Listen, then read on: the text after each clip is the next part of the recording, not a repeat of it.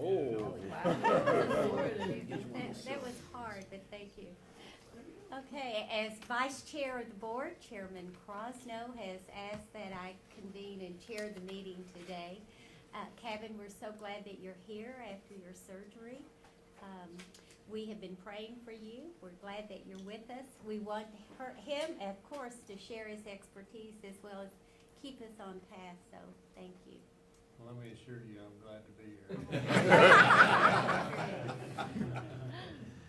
So, on behalf of Chairman Crosno, I would like to call the November Board of Regents meeting to order and welcome you all here today. Regents Payne and Burks will be unable to attend. We're hoping that Tiffany will join us shortly by phone. Before we begin this morning, and since this is our second meeting to be closed captioned while being live streamed over the internet, here are some reminders of specific things to be aware of during the meeting. Only one person should speak at a time. Speak up and speak clearly. Please do not speak too quickly. If you are standing at the end of the table to make a presentation, please project when you speak so that you can be heard. If you are seated at the table and need to talk to your neighbor, please move away from the table because we will hear everything that you say. And then finally, please silence all of your devices. Before I ask Ms. Gaynor to introduce those seated around the room, we have two special introductions. We'll begin with Provost James Johnston.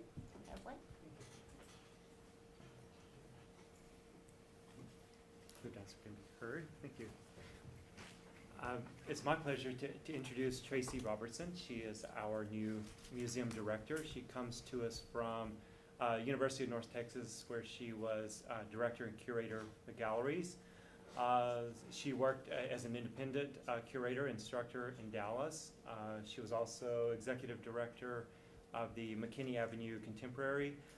She holds a terminal master's from Bard College in New York. And I'll stop stealing your material and let you introduce yourself. That's all the dry stuff. The dry stuff. Right. Well, I am just thrilled and honored to be here this morning to meet all of you, and enjoyed meeting many of you last night at the museum. So proud to have you there. And as Dr. Johnston said, I was at the University of North Texas for almost 12 years. I was in the College of Visual Arts and Design. And so this is an extraordinary honor and privilege for me to be in front of now the Board of Regents at MSU Texas.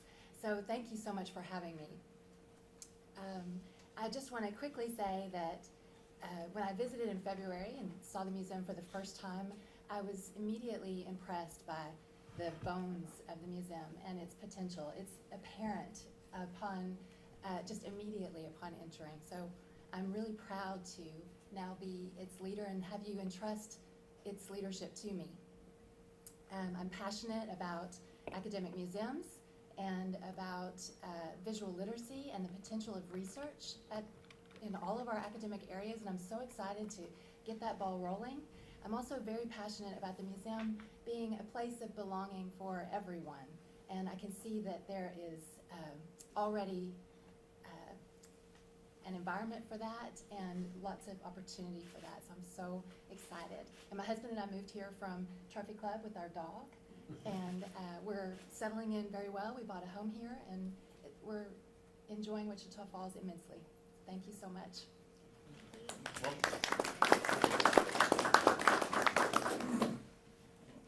Welcome, and I've had the opportunity to be with Tracy a little bit as the liaison, and you really have embraced the role beautifully, and we're so excited about what's ahead. So congratulations, and thank you for being here.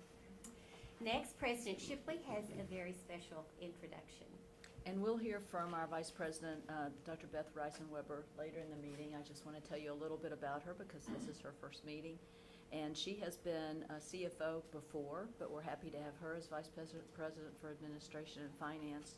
She's also served Augsburg University in Minneapolis, Minnesota, and Aurora University in Wisconsin, and Roosevelt University in Chicago in those roles.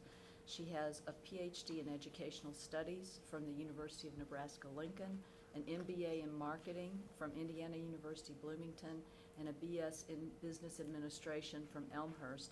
And she's not only a certified public accountant, but she's also a certified management accountant. So I look forward to what she can help me learn how to manage and all of us learn how to manage. So welcome, Beth. Happy to have you here. Thank you so much, President Chipper. Thank you. Mrs. Gaynor, where are you? You're on. Okay. Good morning. It's my pleasure to introduce today's guest. I'm going to start with Richard Elliott from IT. Dr. David Carlston is with our Faculty Senate. Barry Maka with our General Counsel. Lee Kidwell, Chief Audit Executive.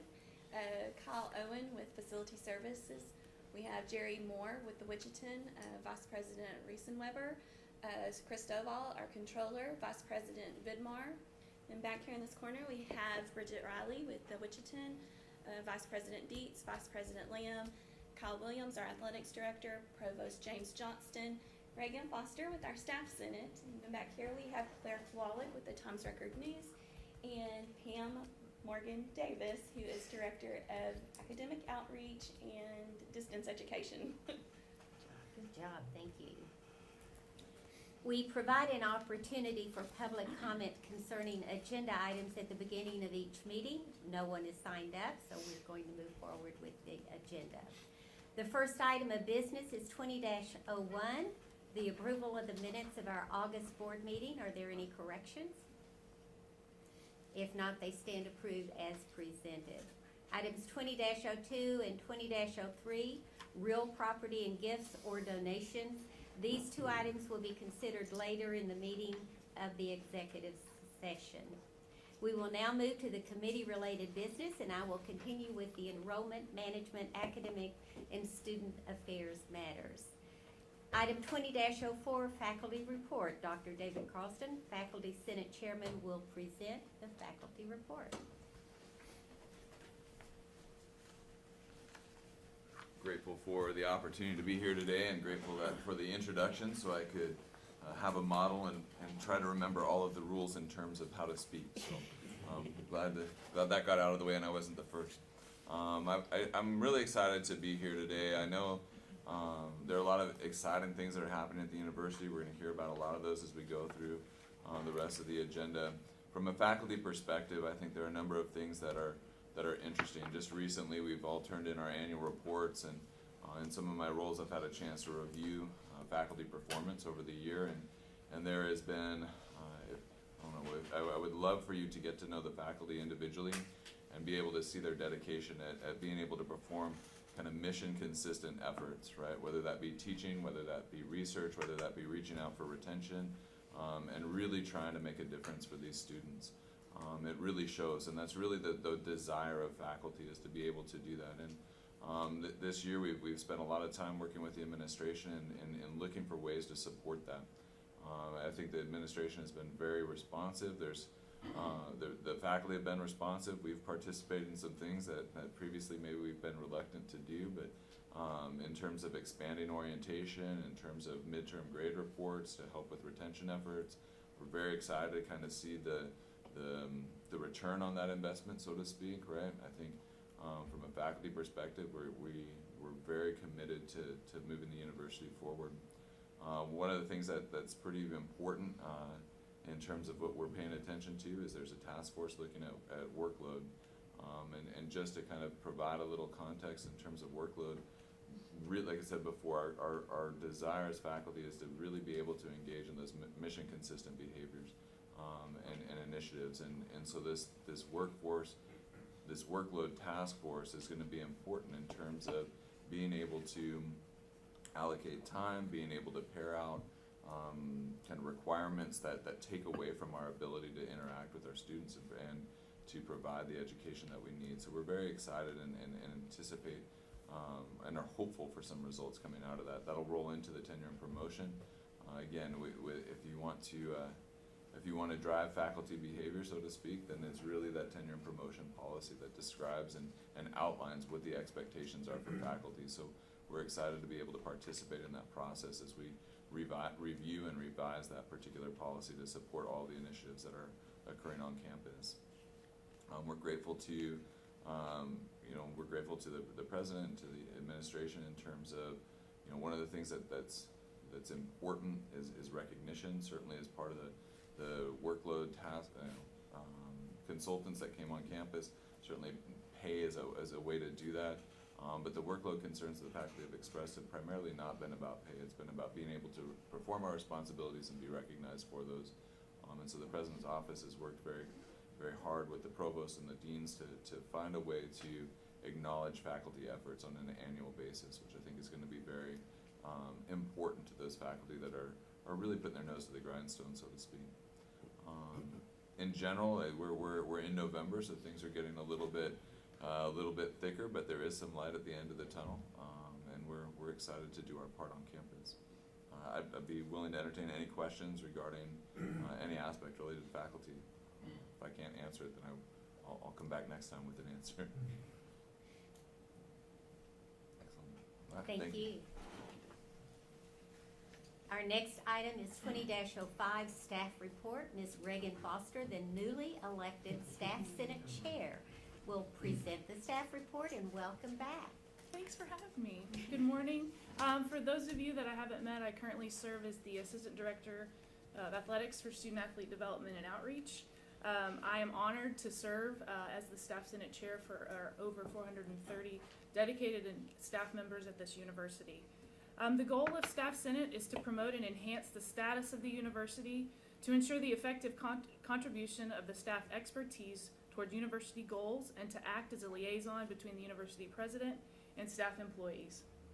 We appreciate the role of shared governance at this institution. We value the opportunity to place Staff Senate representatives on Strategic Planning Committee, the Budget Oversight Committee, Comprehensive Campaign Committee, and MIDI councils and committees that meet around the university. The Staff Senate election cycle was a little late getting started, so we will actually meet for the first time as a group next week. But in the interim, I had an opportunity to meet with our executive committee to set the following goals for the academic year. The first is to continue our communication and the dissemination of information to all staff, so they feel a part of this mission and a part of what's going on around the institution.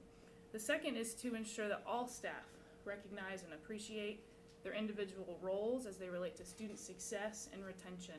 Regardless of the job that you serve, we can kind of have a tendency to get in our silos and not realize how important we all are to the mission of keeping our students and helping our students succeed while they're here. And the third is to strive for improved employee satisfaction in all areas of the institution. I look forward to reporting back to you all in February about how we are in our goals and some ways that we have looked to make those things happen. And I appreciate the opportunity to be with you all. Any questions? Okay. Thank you very much. Good job, thank you. Item 20-06 Student Government Report. Ms. Cordell Cuffey, our SGA president, had a test this morning at 11 a.m. I think that trumps us, so we will hear her report later today. Item 20-07, the athletics report. You're going to find this on page 20 of your board book. Mr. Williams' report is presented here. If you have any questions of him, he may have some more things to add. Good morning. You have before you some things that's going on in our athletic department. Fall's been an extremely busy time. This week alone is unbelievable. We got 2 soccer, 2 volleyball, football, military game, and 2 basketball games. So in the next 2 or 3 days. So if anyone who wants to be an usher, we need some help. We need some help ushering on Saturday night. So no, it's been an interesting fall. And we're excited to start certainly the other sports that are coming in as well, and look for a great spring. So if you have any questions or thoughts, please let me know and try to answer them. Oh, okay, thank you.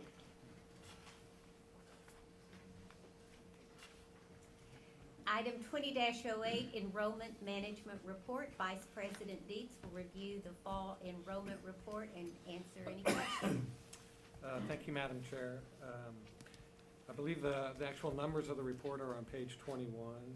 I want to, and you see the numbers, but also talk about a couple of things in relation to this report. Dr. Carlston kind of stole my thunder a little bit, but our noticeable improvement on retention. That truly was an effort that the whole campus took on, and so we're grateful that we saw almost a 3% increase in retention for the fall 18 class to the fall 19 class. So that's really encouraging. And we also have a very large entering freshman class as well, second largest that we've had in quite some time. So we're pleased with that number as well. And I'm happy to answer any questions about enrollment if anybody has any additional questions. Any questions? This is obviously one of our key concerns. Do you have any other initiatives that you have entered into to try to help retain Yep, students? we sure have. So we're, and actually Dr. Shipley convened a retreat to look at initiatives for spring and fall related to additional programming, additional options for encouraging students to come to the university. A good example is we're spending quite a bit of time on transfer students and that adult completion population at a Flower Mound. It's an area where we fell short this fall, so we think not Flower Mound so much, but transfer as a whole. So we have some initiatives there to really encourage the transfer population. We're looking at this summer as well, possibly discounting some or helping with some summer tuition rates to help students enroll in the summer. So yeah, we do have a lot of initiatives coming on. Retention is also key to that, and we're looking at some retention software as well to help keep more students here and help in retention, persistence, and graduation. So yeah, so it's an ongoing process, and we're continuing to work with new initiatives. I noticed in looking at some of our reports that our summer of 19 was way off compared to normal. Any reason that might happen? I think what we're seeing for summer is that, and I think where we can really make some inroads, is that we're seeing students leave the institution for summer to take core courses at a community college or another institution closer to home. So what we're looking to do is to see if we can offer those courses online, more core courses online, and also offer them at a more competitive rate. And so that's going to be a big initiative for this summer moving forward. So we hope to capture those students. When you before say they- competitive rate, are we 20% higher, 30, 50%? We're about 50% higher 50% than higher. probably what the community colleges are offering. And what we've looked at is when students are going away in the summer, that's where they're headed. They're headed to the community college to take core classes that they can get for a lower rate. So what we'd like to do is encourage those students to take the classes here. We want to kind of control that narrative. We would rather have the students take our classes than transfer in classes. And so by doing that, if we can offer a lower or a competitive summer rate, we think that'll help. Thank you. Any other questions? We did have an extensive report, Warren, if you're interested in a little bit later in our committee meeting. So you would like to have that information as well. We'll share that with you. Thank you. This item is presented as a point of information only and no action is necessary. Item 20-09D211, Desire to Learn presentation. As a point of reference, a few meetings ago, we discussed D2L and asked the administration to arrange a demonstration. Provost Johnson will provide that information, and Dr. Pam Morgan Davis will present the demonstration. Thank you, Regent Marks. Dr. Pam Morgan Davis moved into distance education here from the Mass Communication Department in 1998. So she has really been, she has really been the go-to person for distance ed here for the last 21 years. And I began as a faculty here teaching online. So really, she's really driven the presence that we have now. What I've asked her to demonstrate is Desire to Learn, which is our current learning management system. And in a nutshell, a learning management system, or LMS, is a platform that allows us to deliver and to interact with students in a course in a distance environment. So this particular LMS was selected in 2012. Faculty and staff participated in presentations of different options, and this one was the one that was selected. So to show you what D2L and MSU Texas looks like online, Dr. Morgan Davis. Hi, I'm going to try not to make you seasick by moving this around too much, but I'll try to be careful. So D2L is a very intuitive, mobile-friendly design. It's pretty easy to build a course in D2L, to grade assignments, and for the students to navigate. This is what the students see when they click on a course that they're going to work in. This is their landing page. This particular course was taught in the summer, and they're going to see news items that are posted by their instructor, a calendar of what's coming up, and this particular course, the instructor posted a video as a point of reference for something that she wanted the students to pay attention to. Typically, you'll find an introductory area that the faculty want you to look at before you get started. This one she called Read Me First. It doesn't really matter what you call it, but it's a good area to meet your instructor. This is generally where they will post a syllabus. This is one slide.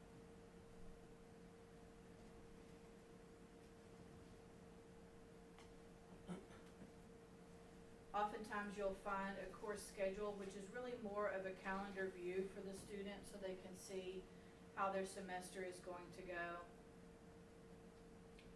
And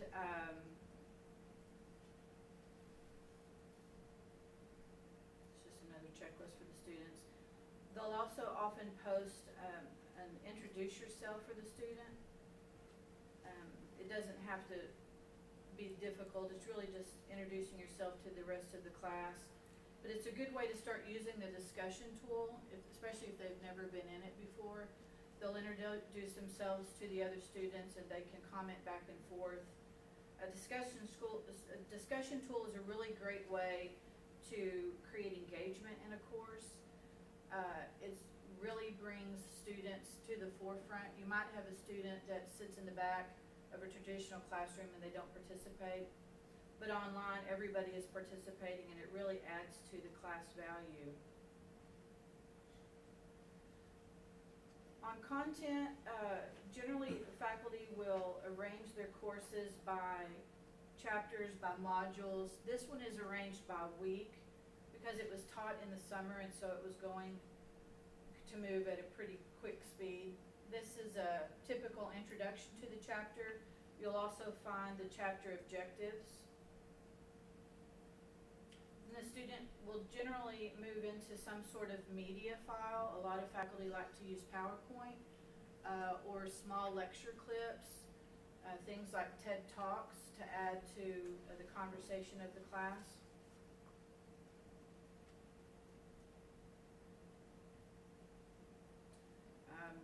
They're having chapter quizzes here. Not everyone tests by the chapter. A lot of times you'll just find it as a midterm and a final. The discussion tool and the journal entries, these are really good places to require writing assignments of the students. You know, we've talked for years about how important it is to write across the curriculum. And so this allows students to do some research and then to post a comment, and then they're required to comment on at least 3 others. It's really nice to keep the students writing and also to keep them engaged. At the top of the page, you'll see this navigation bar. The student can go to this location at any time if they need to move around the course without going page by page. It's also really important for students to find information for the university. They can go and quickly find where they have assignments or tests. Maybe someone has posted a survey. The communication tool is particularly important. Our online students often are not coming to campus, so anything we can do to keep the communication moving between us is important. They've got everything from email to discussion with their classmates. They can be put into groups to work on group work. I like to do that in the courses I teach. Again, they have news items where if there's something important the instructor wants to say outside of the typical content, it's posted there. They can use blog. This is a really good place to go where you're sharing ideas for a group project. Chat. This is just an online text-based communication tool, much like what you have on your telephone. And then virtual classroom. In D2L, this is called UCU, and it's just an integrated web conferencing tool. But it's a really valuable tool if you want to have live discussions, if faculty want to hold online office hours, if you want to show a physical demonstration of something. I know that over in our MBA, they're making use of this now. Progress is also nice for the students because they can quickly check their grades. They don't have to send an email or make an appointment with the professor. They can also see their class progress, am I 40% complete, 50% complete? On the flip side of that, it's also nice that faculty can see how much a student has been in the class. Sometimes when you're questioned about a grade that they say given, I say earned, you can go in and say you were literally on that module for 3 minutes. And so sometimes it's a conversation starter or stopper, depending on which way you were hoping that went. Other things that are very important for students that aren't on campus is having access to our resources. So here we have quick links to the library, to the tutoring department. They can get in touch with the disabilities office. I'm sorry, maybe kind of fast on that one. And then back on their homepage, they have a number of help links. Report a problem, sadly to say that's my office. They find me when they're in trouble. Maybe it's a document that's not uploading or faculty didn't respond to an email in 7 minutes, and so I get the next one. They can find us here for frequently asked questions, quick links to the bookstore, and then academic counselors. Another nice thing about teaching online, clearly I'm an advocate of it, I've been doing it a while, is that in D2L, the faculty can set parameters within intellectual agents or intelligent agents. And this will alert students if they haven't logged into the course in whatever days the faculty has said matters, if there's an assignment that they didn't turn in. As we all talk about retention for the university, clearly this is an excellent intervention tool. It automatically sends the student an email saying, hey, where have you been? And it sends the professor an email as well. The nice thing about D2L, as I mentioned at the beginning, with it being a mobile-friendly design, is that students can take their classes on their smart devices, tablets, or their phones. Also, D2L is ADA compliant. So as the faculty are building their courses and uploading their content, they can immediately check to see if they are compliant. So this, in the interest of time, this has been a very brief overview, but I'm certainly welcome to any questions you might have. So when you're ready to take the test, how does that work? Well, if I were looking at this as a student, progressing through the course, where it said quiz 1 is a link, you click it and it automatically goes into the quiz. Most of these quizzes are self-graded, so students have instant feedback on what they did wrong. A lot of instructors allow multiple attempts. You know, we're not here to fail them, we're here to teach them, and so you want them to take it until they've learned. Of course, the questions flip, they're not going to be the same ones every time. There are a lot of factors that play for integrity of the test. You know, test banks where the questions are randomized, or lockdown browsers, or monitored testing. And then the real grading comes in for those in the room that teach on these writing assignments and the more elaborately written fill-in-the-blank type tests. So from a student perspective. You want me to check your grades real Oh. quick? So, as I've been interact with students on a daily basis, and one problem that they've come across is when they take an online course, it's strictly online, and throughout orientation, you're never really given a demo of D2L, because I learned some stuff today that I didn't know you could do. So have we had any overview of D2L for students whenever they're coming in? So, this isn't my office, and Dr. Lamb, okay, Fred may speak to it, but there is a D2L or an online orientation for distance students. I certainly wouldn't object if they wanted us to come over and give an overview for students who are online. We do have a lot of students online, but as orientation topics go, you know, you have a limited amount of time, and it just hasn't been an issue. I think it's an excellent point. Yeah, I think it's a great point, so we'll be happy to incorporate that in orientation. I have a question. On some of the online courses, like if you live in Burke Burnett, the internet cuts out, and I've had that happen in the middle of a final exam. Do you mind coming to the front, please? We just can't. Or You just have to come up here to speak, so you can be heard. Aren't you sorry you asked this question? Kind of. Tip? So when I was taking an online course, the internet actually cut out in the middle of my exam. I couldn't go back and fix it. I failed the course because I failed the exam. Is there anything It was we one can- exam. It was the final. It was a very large portion. I can't speak to your circumstance. Clearly, we don't have any control over your internet provider. However, anytime a student contacts us to say this has happened, we can go in and look and see how far into that test you had gotten before you quit or the internet went down. And then we can certainly inform your instructor. And then I don't know any instructor that wouldn't be willing to discuss it with you. So, I mean, I would have no idea to know whether, did you fill out a problem report? Did you contact us and let us know? I actually had no idea what to do. It was my first time taking an online course. Okay. Well, I hate that happened. We try to have our link everywhere. We're on the homepage where you sign in, we're in the course, you know, it's report a problem. So if it ever happened again, of course, I would suggest that you contact us first. Because like I said, we can go in and see what you've done. And sometimes it supports what the student is saying happened, and sometimes it does not. But, you know, if it's a sincere situation, then certainly it would help your argument. Yes, sir.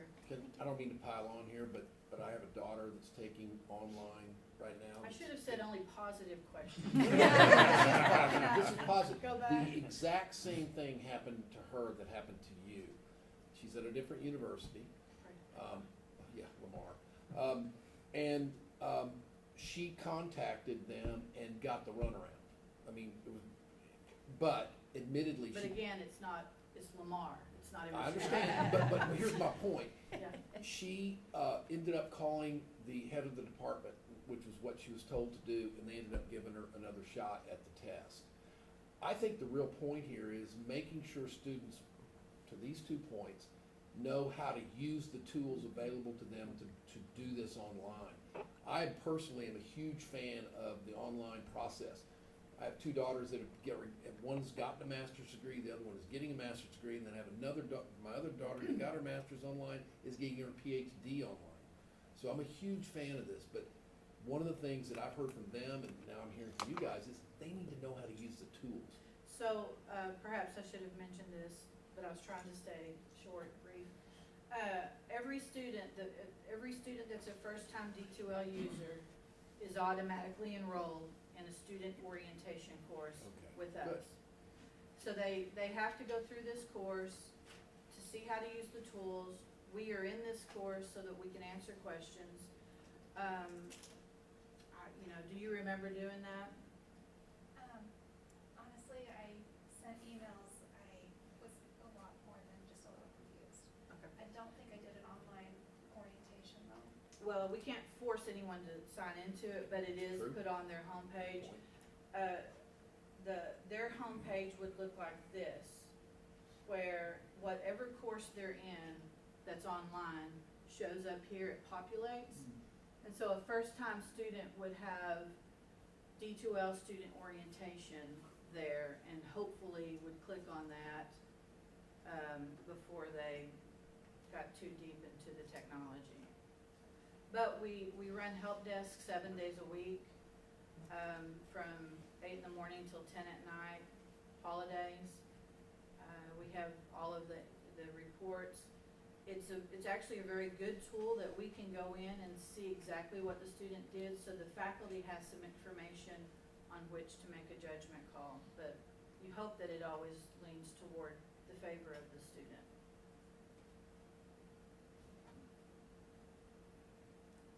Any other questions? Thank you. Excellent discussion. Thank you, Pam. Thank you. This is for information only. Mustangs Guarantee Program, item 20-10. You'll find that information on page 17. Vice President Dees will review the proposed changes. Thank you again, Madam Chair. Yes, so the Mustangs Guarantee Program came into effect in 2010, and it is what we refer to as a last dollar in program.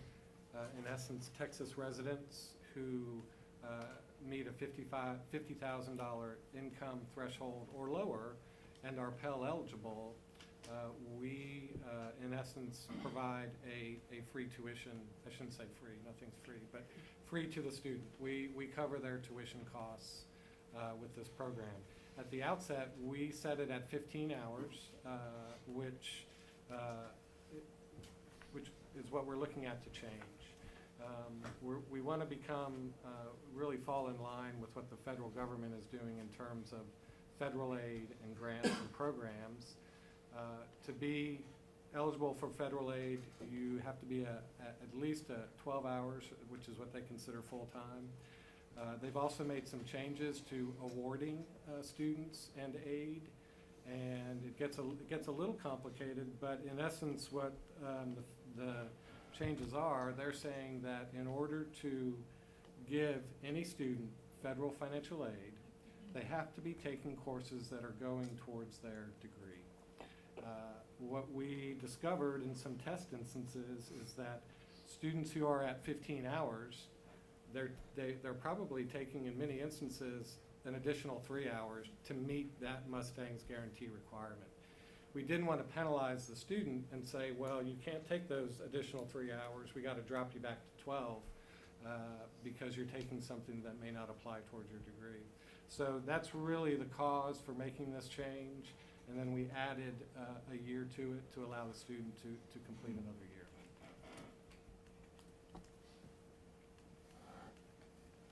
Any questions? May I have a motion to approve this item? So moved. Okay, second? Second. All right, all those in favor, please say aye. Aye. Opposed, same sign. The motion carries. Thank you. Fred, I may have missed, sorry, Madam Chair. How many students are enrolled in that guarantee program? So right now, we have 70 students enrolled in that for the fall.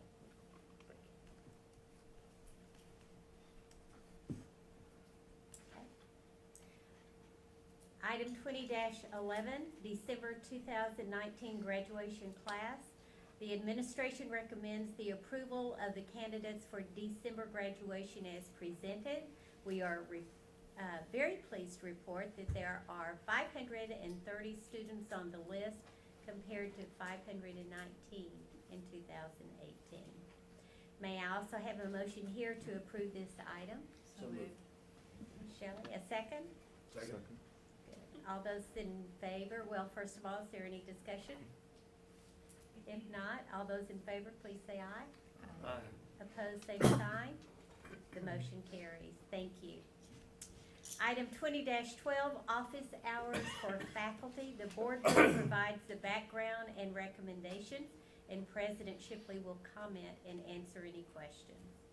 In our interface with faculty regarding some of the workload issues that we've heard about with their need to review and added their materials for web accessibility, and the number of policies that we're reviewing and having them approved, the number of committees that they're working on.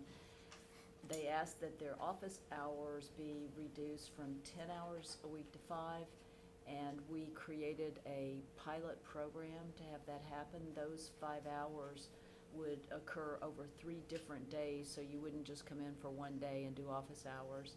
And they are still required to be on campus 10 hours to fulfill other responsibilities. And we thought it was a good conversation to have with faculty, but I was not aware there was a board policy that requires 10 hours, so I'm asking your permission to allow us to continue the pilot where faculty this year are required to have 5 office hours instead of 10. So is this just for a one-year period? It's a 1-year pilot, and we'll come back and report to you probably in the August meeting what students thought about it, what faculty thought about it, and see whether we want to stay with that. I can say in my experience, 10 office hours is a lot of office hours to require per week of faculty. So I think 5's a better number. Any other questions? May I have a motion to approve this item? So moved. Okay, second? Second. All those in favor, please say aye. Aye. Opposed, same sign. The motion carries. Thank you. Madam Chair, I do have one quick question before we leave this topic. Dr. Shipley, why is this a board policy? Why shouldn't that be at the discretion of I was administration? surprised that it was a board policy. Do we need to change that? Debbie Barrow may have the history on that. Were you around when that became a policy? It has been a policy as long as I've been in the president's office, which is. We should consider changing that and leaving it to the discretion of the administration. I would prefer that it not be a board policy, but why don't we come back and let you know what happened? I'm okay with that, but I just think that that needs to be on the table. Okay, Okay. I'd agree. Thank you. Thank you. Addition of Master of Arts in Biology, item 20-13. Provost Johnston, please present this new degree program for your consideration. You can find this information on page 29. Thank you, Regent Marks. This master's degree in biology is with a biomedical focus. It is intended to appeal to students with healthcare direction. Some of the degrees that our Bachelor of Science Biology is a traditional master's degree in biology with a research focus and a thesis expectation. There are students that perhaps didn't go through a pre-med program, for example, that this master's degree with a biomedical focus would give them a competitive edge, if you will, in applying for medical school.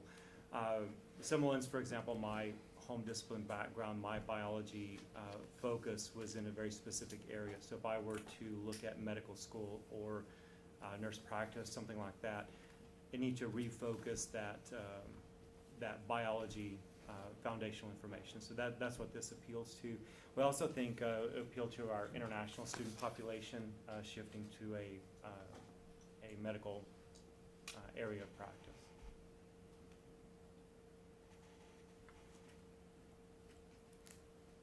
Any discussion? Dr. Johnson, this may help lead those students that want to go to medical school. Do we offer the same emphasis with an undergraduate degree in biology? Can you get a bachelor's in biology with a biomedical emphasis? I would have to go back and check. I don't know. It'd be interesting to know, because most students go from undergraduate to medical school. They don't obtain a master's degree, I'd assume. Right. And we have a pre-med concentration. I think that's what Andrew was going through. So if they are traditionally focused to medical school, that is the route they take. We have restructured a number of our biology undergraduate courses and programming to better fit modern biology study. But we do have students, for example, that go completely into one healthcare track. The easiest example is then decide to go to medical school. The foundational information you receive for your first area in healthcare is not necessarily the same direction or focus that you would need for medical school. So it just kind of shifts and resets that for you. Yeah. Thank you. Sure. have Any a other comment, just not a question, but a comment. Okay. I applaud you and your team for coming up with the Master of Arts degree program. I think it's very innovative, and I think it's very responsive to the needs of students, so thank you for doing that. Thank you, thank you. And Dr. Brown Marston and the faculty in biology and that college in particular, very attuned to and focused on modernizing some of our degrees and offerings and just keeping pace with demands in these fields. Thank you. I think I see Tiffany. I thought it was because it was a good comment. It was a good comment. Ms. Burks, are you on the line? I am. Hello. Hello. Welcome. Thank you. It's been a hard time trying to get to you guys. We're glad to hear your voice. Welcome too. All right, may we have a motion to approve the item? So moved. Okay, second? Second. Any other discussion? If not, all those in favor, please say aye. Aye. Opposed, same sign. The motion carries. Tiffany, we are on item 20-14. Okay, perfect. Thank you. All right, you're welcome. Item 20-14, textbook and courseware affordability and access program. We approved a pilot program in May, and the administration will report to us and recommend an action. Vice President Lamp, please present this item.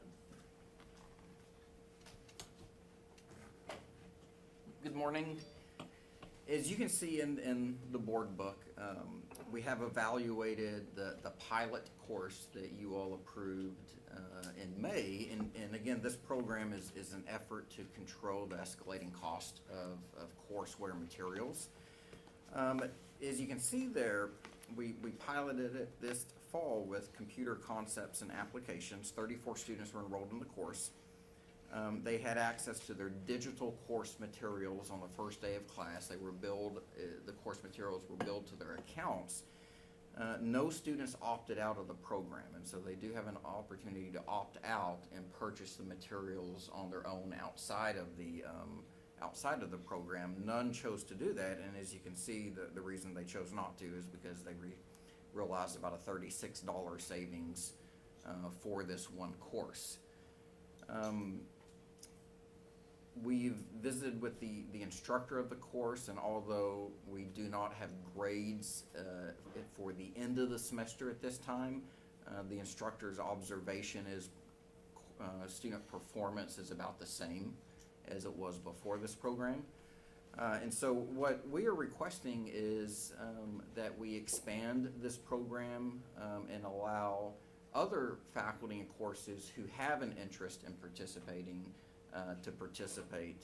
And again, we believe this will result in savings for students with their courseware material. But to be clear, faculty control the courseware for their course, so it's not required, or it would not be required for faculty to participate. It's only if they want to.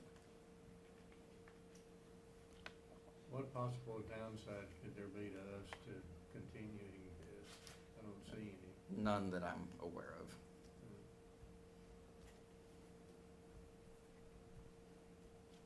Any other questions?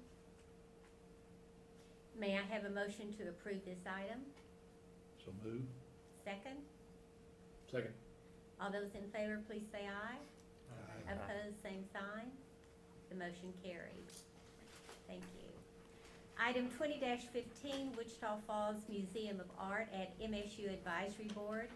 The administration recommends reappointment of the following individuals to the Museum Advisory Board as presented in the board book for an additional 3-year term of 2019 through 2022.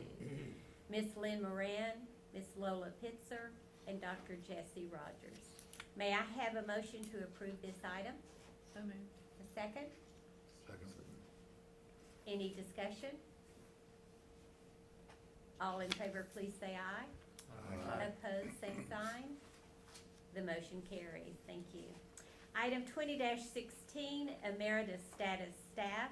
This item will be considered later in the executive session meeting. We will now move to the finance and facilities matters. Regent Ayers.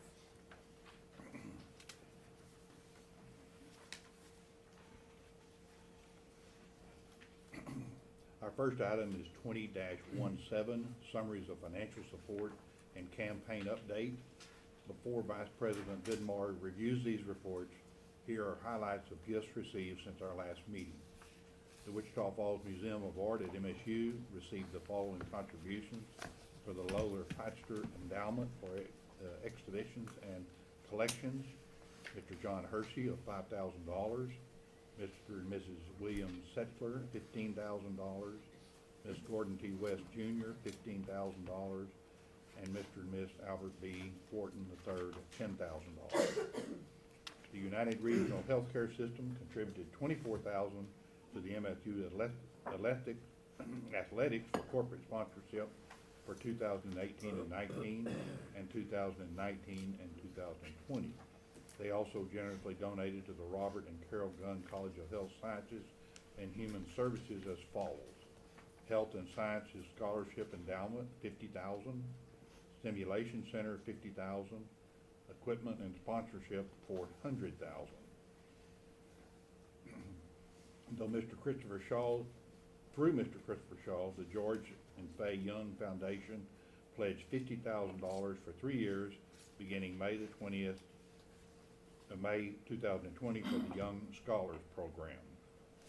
The McCoy School of Science and Mathematics and Engineering received $7,500 from Miss Dana A. Peterson for the Pratt and Whitney Science, Technology, Engineering, and Mathematics STEM Scholarship. The MSU tennis team was awarded a grant from the Vicki and James McCoy Donor Advised Fund, Wichita Falls Area Community Foundation, for $25,000 to be paid in 5 payments beginning January 2020. Mr. Alfred B. Gunn and Mr. and Miss Carol Lang continue to support of the Lang Win Challenge for 2019-20 to match new and lapsed donors to the annual fund with a donation of $20,000 each. They have graciously provided this match since 2003. The support from our community, alumni, foundations, and friends continues to be outstanding. Mr. Vidmar, please review your reports. Thank you, Chairman Ayers. I'd like to call your attention to some of the reports we'll be looking at. First, we'll be looking at the report on page 34 of your board book. This is the comprehensive campaign comparison of new gifts and commitments. And one of those things that you'll hear often talked about in the context of human resources management or organizational behavior is a diverse workforce and an inclusive workforce is healthy and productive. And that's the case in a campaigns. Diversity of revenue sources, diversity of involvement builds a broader involvement in a campaign. And I think we can see this as we look at the overall campaign attainment. If you look at the far left counter of your report, it'll say gift type. Notice you see bequest intentions, pledges, realized bequests, gifts in kind, outright gifts. If you translate and scan to the far right, look at the grand total. As we're looking at through 9/30/2019, you'll see we have exceeded the goal of $50 million with $60,548,986. Additionally, what I said there in the diversity is need is every one of those categories. One of those things this board authorized us and set us in the direction was to create a plan giving program. You could see the results of it. Bequest intentions, 2.06 million. And then we also see realized bequest. We see gifts in kind, really amazing work of our faculty members and they're leveraging their relationships to do that. So the diversity is really paying off. The other thing that Dr. Shipley has encouraged us as a cabinet is diversity in workforce, that this fundraiser is not the only one out there. And we really do see more faculty involved in fundraising. We see our cabinet members. You've heard of Dr. Johnston, $3 million plus in corporate sponsorships in the new Centennial Hall. Dr. Lamb and Cammie Dean directing with our Pretty Scholars programs. Lots of financial help there. We've got Dr. Rice and Weber and Mr. Williams are involved in football stadium asks already. I'm not going to divulge into that right now, but we see that. Even our attorney, Mr. Maka, is involved in fundraising, and he's doing some of that in the form of real estate. And so very pleased to see the involvement and appreciate the board's emphasis and Dr. Shipley's direction in that. That's that report. Let's turn the page quickly on page 35, looking at, you've also given us our goals for the fiscal year. The fiscal year is up from 8 million last year to 9 million this year. A very strong September start, anchored by some strong foundation gifts and another gift in kind, and just strong outright giving as well. We're at 83.51% of the goal, and we've got 11 months to go, so that's good.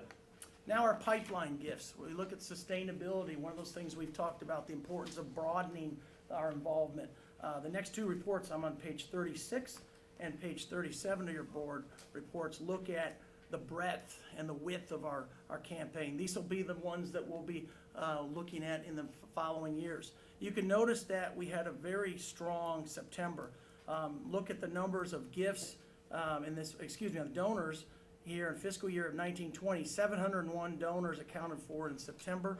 That is the highest in 4 years, and that's a 17.4 increase over the same month last year.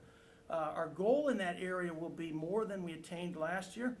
We finished the year at 2979, and our goal is 3042 in that area.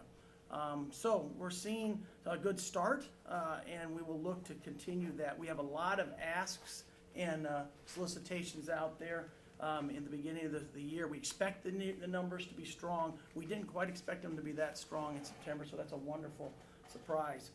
37 looks at the sense of the number of gifts. Again, this is a pipeline report. We're looking at where are going to be the future major gifts coming from. Some of these people that represent these numbers will be that, and the involvement of many, very important. So this is doing well too. September, extremely strong September, by far outpaced the past 3 years, and we saw 506 gifts. And I felt it because I write a thank you for every single one of those gifts. And my writing's really bad, so I'm trying to write slow and gives you a little cramp. Wonderful problem to have. We are seeing a 35.3% increase over September of last year in numbers of gifts. 14.68% of that goal. The goal is up from what we attained last year of 33.32. Our goal is 34.48. Let's flip on to another area of diversity in accomplishment and attainment that we've seen. We've talked about just a summary report on page 40. You will see how we finished up the faculty staff campaign for fiscal year 18 and 19. Very strong, ending with 51.42% of our faculty staff giving to Midwestern State in an area of their choice. That's 344 faculty staff saying, count me in, I'm in. Dr. Shipley and this board has told us to shoot for 100, so we are well on the way of moving towards that. We've had a number of initiatives this year already. Glad to report that. Engagement. Let's look on page 41. Engagement is another component of a campaign. You can't get married until you're engaged. You don't, in a sense, give to something until you know something about something, right? So very, very happy to report to you and show to you a lot of work here done by Leslie Ponder and many other folks. We are defying national trends here. Our Paid Alumni Association is gaining membership. 5-year growth of 29.8%. 1-year growth of 4.3%. Those are strong numbers. Some of that is we're graduating large classes, but a lot of it is we are really seeing our alumni being more involved, and that's what we need. Now our challenge will be to transition them to donors, and that's what we'll be looking. It's one of those things to do in the coming years in the campaign. We do anticipate that these pipeline gifts will be areas of challenge. We will, as we progress in the campaign, we will, as we've talked briefly about before, we'll look at some challenges as far as capacity. There may be additional investments needed and personnel longer term down the line, those kind of things. But for now, we're very pleased with the direction and appreciate the support we've had of this board and the direction of our leadership. Any questions? Thank you. Thank you. Mark. As a reminder, your folder contains a list of donors and note cards are on the table. Please write thank you notes to those assigned to you and to any others you would like to include. You can either leave them with Debbie or mail or make them with you and mail for yourself. Items 20-18, University Branding Efforts. Director of Marketing and Public Information, Julie Gaynor, is going to update us on our latest branding efforts today. Ms. Gainer. Great, thank you. Let's see if I can get this to show full screen. Okay,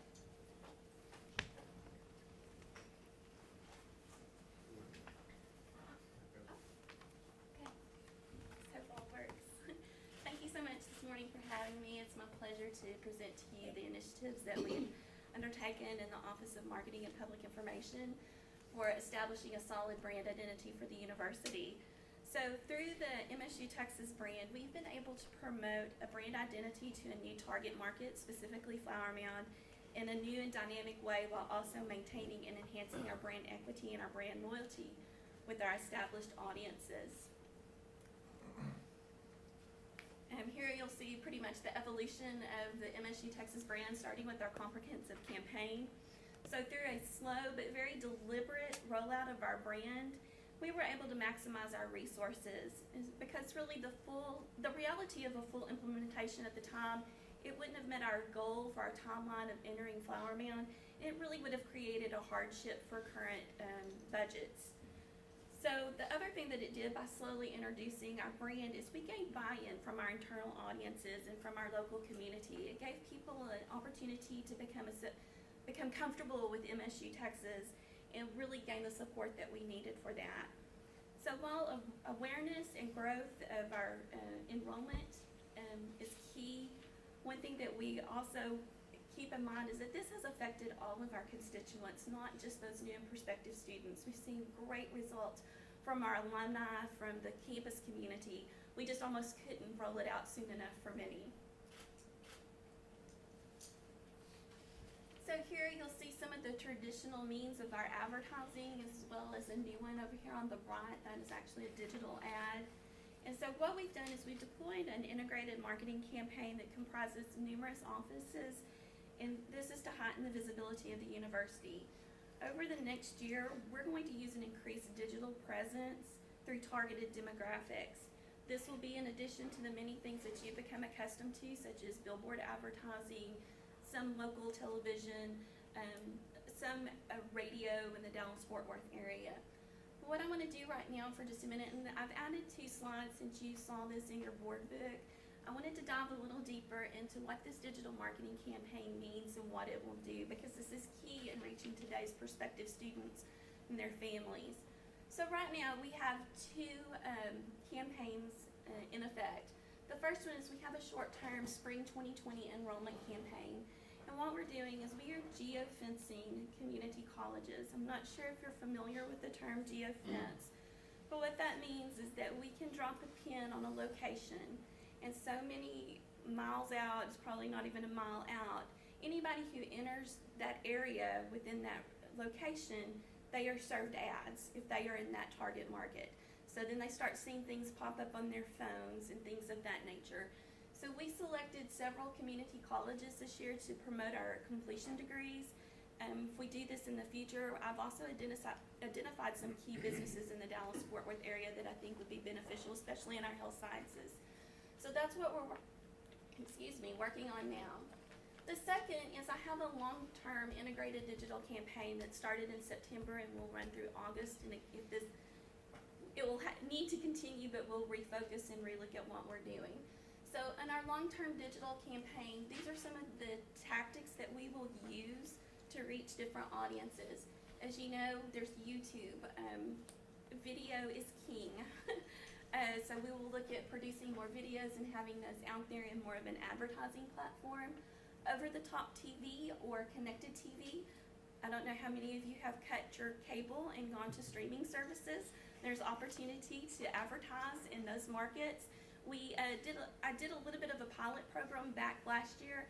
That worked really well, especially for Dallas-Fort Worth, because the other key component to that over-the-top television is if you're watching on a device or if you have a smart television, you can actually interact with that ad, so we can get metrics off of that and see how they're performing.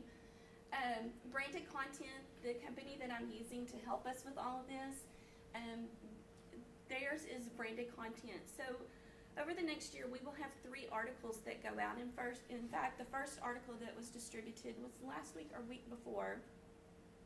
Talked about what hiring managers are looking for. And the article talked about the value of a public liberal arts education, and in that we are branded. We'll have an ad that is in relation, so that as students and their parents start looking about what they want in a college, they may search and find this article and have more information about that, and then direct them to us. So it's too early to know how that's doing, but I'm excited about that. The pay-per-click or search engine marketing. The company I'm working with really had to talk me into that because I was much more about search engine optimization. And so we will be working on that too, but I was always hesitant about that ad coming to the top and what the perception is. And they said, Julie, if you're looking to make a splash in Dallas-Fort Worth, and if someone is looking for best colleges in Texas and they're looking for best colleges for radiology, whatever you have, we need to get you out there and we need to get you in the top 2 or 3 listings that come up if then they search for those. So we went to this, and I've got some metrics to show you in a little bit that I'm very excited for just in the first 30 to 60 days. So again, we're also going to use social optimization. It's just as it sounds. It'll be leveraging the power of social media, delivering ads in that platform, and retargeting. Retargeting, if you've done any type of online shopping, I can remember the first time that I really paid attention. I was actually looking for some shoes for my son, and all of a sudden, every time I would open up something, that brand would come up, and I was being bombarded with these ads. I shouldn't say bombarded, but that had been retargeted. And so that's what we'll do, so that if someone comes to our site, then we can capture that address, and then we can deliver ads to them. And how to impact on online display ads, those are just the things that go into the retargeting and the social optimization. This area right here in the middle, I'm sorry, it's really hard to see. I just got this yesterday. But this is a sample of what might come up if someone is searching for us in Dallas-Fort Worth or even Waco. I know AJ Lopez, our social media manager, did some testing when he was traveling the other day. So any of these would come up. And then just to reiterate, on the right is an example of the ad we're using in geofencing. These are early results. I want to start with the SEM results that I was telling you about because that was the one I was most hesitant about. So from October 7th to just yesterday, we had served almost 20,000 impressions and received 2,000 clicks, which led to 85 leads. Our click-through rate is over 10%. The national average is 3.78. That is outstanding, and they are especially impressed because it usually takes 60 to 90 days for any campaign to have trackable information. And so when they came back within the first 30 days and were like, your campaign it's outstanding, it's doing very well. So I was encouraged by those numbers. And then the bottom numbers was our geofencing results for October 18th through November 6th. You can see the number of impressions we have and the number of clicks. It is still very early in this campaign and I don't have all the metrics. However, what was interesting is I could go and see all the locations and see the community colleges. I don't know what's happening at El Centro Community College, but it's a good market for us. So, and then I wanted to show you this information over here on the side. Again, I'm really sorry it's difficult to see, but some of the things that we've listened to today talking about how our students are interacting with us. So from those 85 leads that we've obtained, you can look and see what they're doing. More than a quarter of them, or about 3/4 of them are calling. They're picking up the phone and they're making a call to us for more information. And the others are going to our website, about 1/4. And so we can track the information about what they're doing on our website. Are they are they sending an email? Are they filling out a form? Things of that nature. But look at this one, the mobile versus the desktop. Of the impressions we serve and of the clicks we gain, look where they're coming from. 3/4 on the impressions served are coming from a mobile device. So that's just a little bit of information on our digital campaign and where we're going to go with that. So now we'll go back a little bit. To the MSU Texas brand. One of the last things that we did in the evolution of the actual brand was the Athletics Mark. We met with athletics, we walked through that with them, we delivered 2 options for them. The one on the top right, or top left, of course, is the one that I think athletics has really adopted and moved with. If you've looked at any of their social engagement, they've really taken ownership of that, and it looks magnificent. Kudos to Kyle and Trey Reed for the job that they've done with that. Also, as we were transitioning to MSU Texas, we had to take a look at our website, email, and stationery. Through the years, MWSU was beginning to cause us a little bit of an identity crisis, especially on the digital media. For years, for as long as I've known, we've always marketed ourselves as MSU, MSU, MSU. But that web address, MWSU, had really taken hold in our social platforms, and everything was at MWSU, and really students would refer to us as MWSU, and I'd be like, we're MSU. So a suggestion was made that I very quickly jumped on to say, hey, what about changing our URL? And so it has just provided consistency and eliminated confusion of who we are. That was an 18-month process that our IT department took on. They did a fantastic job of walking the campus through that transition. And so once we have that done with our email addresses, with our website, we can then finally release all of our letterhead, our stationery package, and our business cards. I think that was the hardest part of the transition, is I had people calling, I need new business cards, I need new business cards. And I said, can you wait? Because I don't want you to spend all this money for something that'll have to change on your email address. So we really were very conscientious about keeping those that cost reduced for everyone. Moving on, our office also handles public relations, and so as you know, stories. Our MSU Texas stories are an important component in establishing our brand. So with some added resources, we've been able to take some important steps in that. You can see that we've added a public relations specialist. I had the great fortune of hiring Andy Newberry. Many of you may know him. He was the sports editor at the Times Record News for 20 plus years. He is in our office and doing a fantastic job of increasing our storytelling. We have since updated our news site on our homepage. I hope if you have an opportunity, you will scroll down and click more news and see the new setup we have with the new stories. And we just have better coordination of events now. Another thing you may not be aware of is that our office also oversees our licensing program. We started with SMS, which transitioned to Learfield Licensing Partner, which has now transitioned again. They merged with IMG. IMG was the company that ran most of the Division I licensing programs, so we are now CLC. However, through our licensing program, we have more than 100 licensed vendors who are approved to produce products bearing any of our logos, Dome Magic, any of our slogans. And so what that does for us is it was another way to get full implementation of the MSU Texas brand. It's increased visibility for the university with the consistency of our messages, and we also have an additional revenue stream. Finally, the university's brand and image continues to build momentum, and as such, we continue to receive high rankings for our affordability and quality. Most notable this year was our significant ranking from U.S. News and World Report. I will release that to the public next week. But we were cited favorably for social mobility.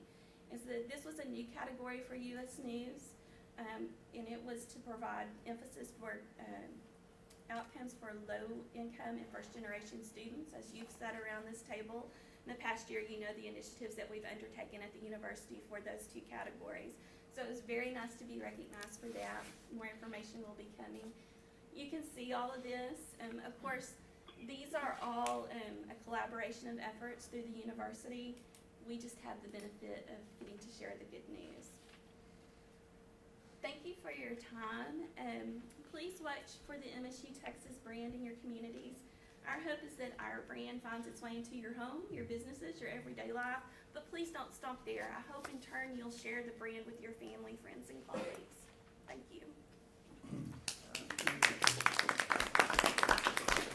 Are there any other questions for Ms. Gaynor? May I just say, this has been amazing. And Sean, I would think you would be jumping all over this. We've talked about this over and over again about how important it is to do our branding. And marketing. You have just taken it to a new level, so thank you so much. I would be remiss if I didn't tell you that I have an incredibly talented team that they just do tremendous work. They are not happy with the status quo, and they're always looking at how we can be better. Good job. Thank you. I will reiterate what Nancy just said. This was incredible, and I think I really appreciate the presentation because it really helps us understand what we're doing in the marketing world. Very good. Thank you very much. And I love the new billboard in Waco. Oh, you did get to see it? I see it every time I go through there. Oh, good. Which is about every Good. 2 We weeks. do have new designs up, yes. I love it. Thank you.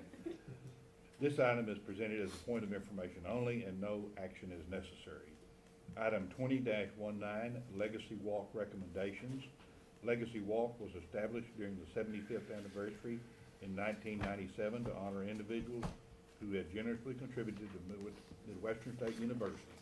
Vice President Vidmar, please present the administration's recommendations for additions to Legacy Walk. Thank you, Mr. Chairman. The Legacy Walk was established in 1997 to honor our alumni and friends of the university who have significantly affected the future of Midwestern State University through service and giving. And it can be and/or, I would say that. Since that time, 27 stones have been placed inscribed with the names of those folks. And that location, if you're not familiar with it, it's a really beautiful part of campus, is near the Gates of Hercules between Bolin, Science Hall, and Ligon.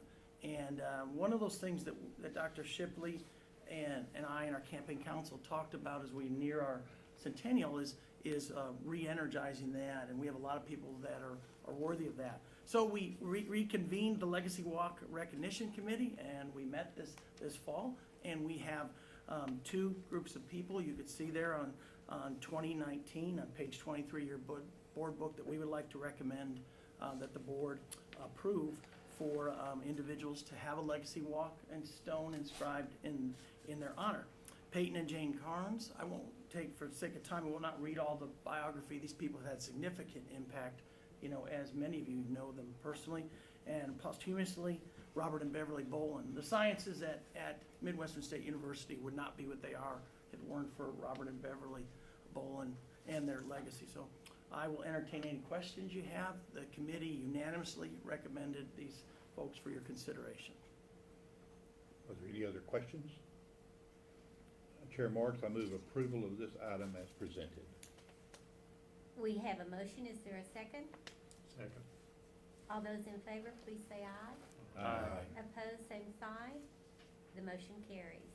Thank you. Thank you. Item 20-20, Quasi-Endowment Funds Report Fiscal Year 18. End of year reports for the Frank and Nancy Harvey Student Development Fund and the Red Wine Fund are in the board book for your information. Vice President Reisenweber and Mrs. Stovall and Mr. Stovall are available to answer questions.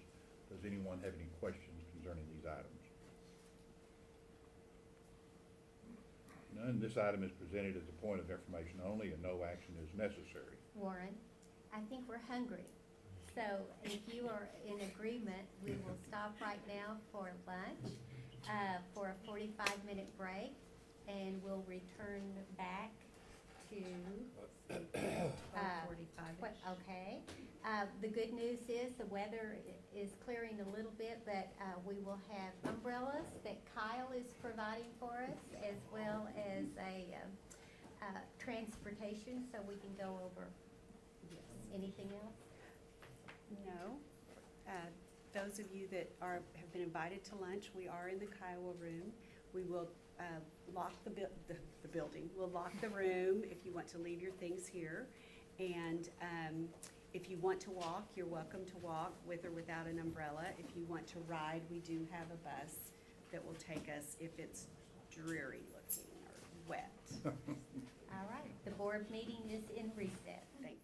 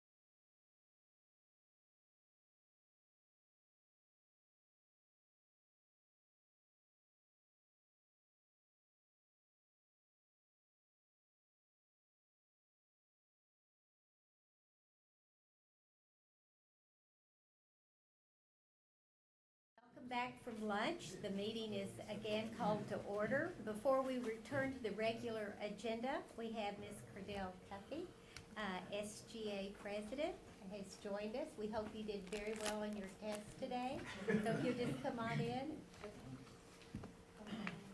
Should I stand or sit? You can. Oh, okay. Okay, hi everyone. My name is Cordell. I am a senior at MSU. I study finance and I am from the Commonwealth of Dominica, okay?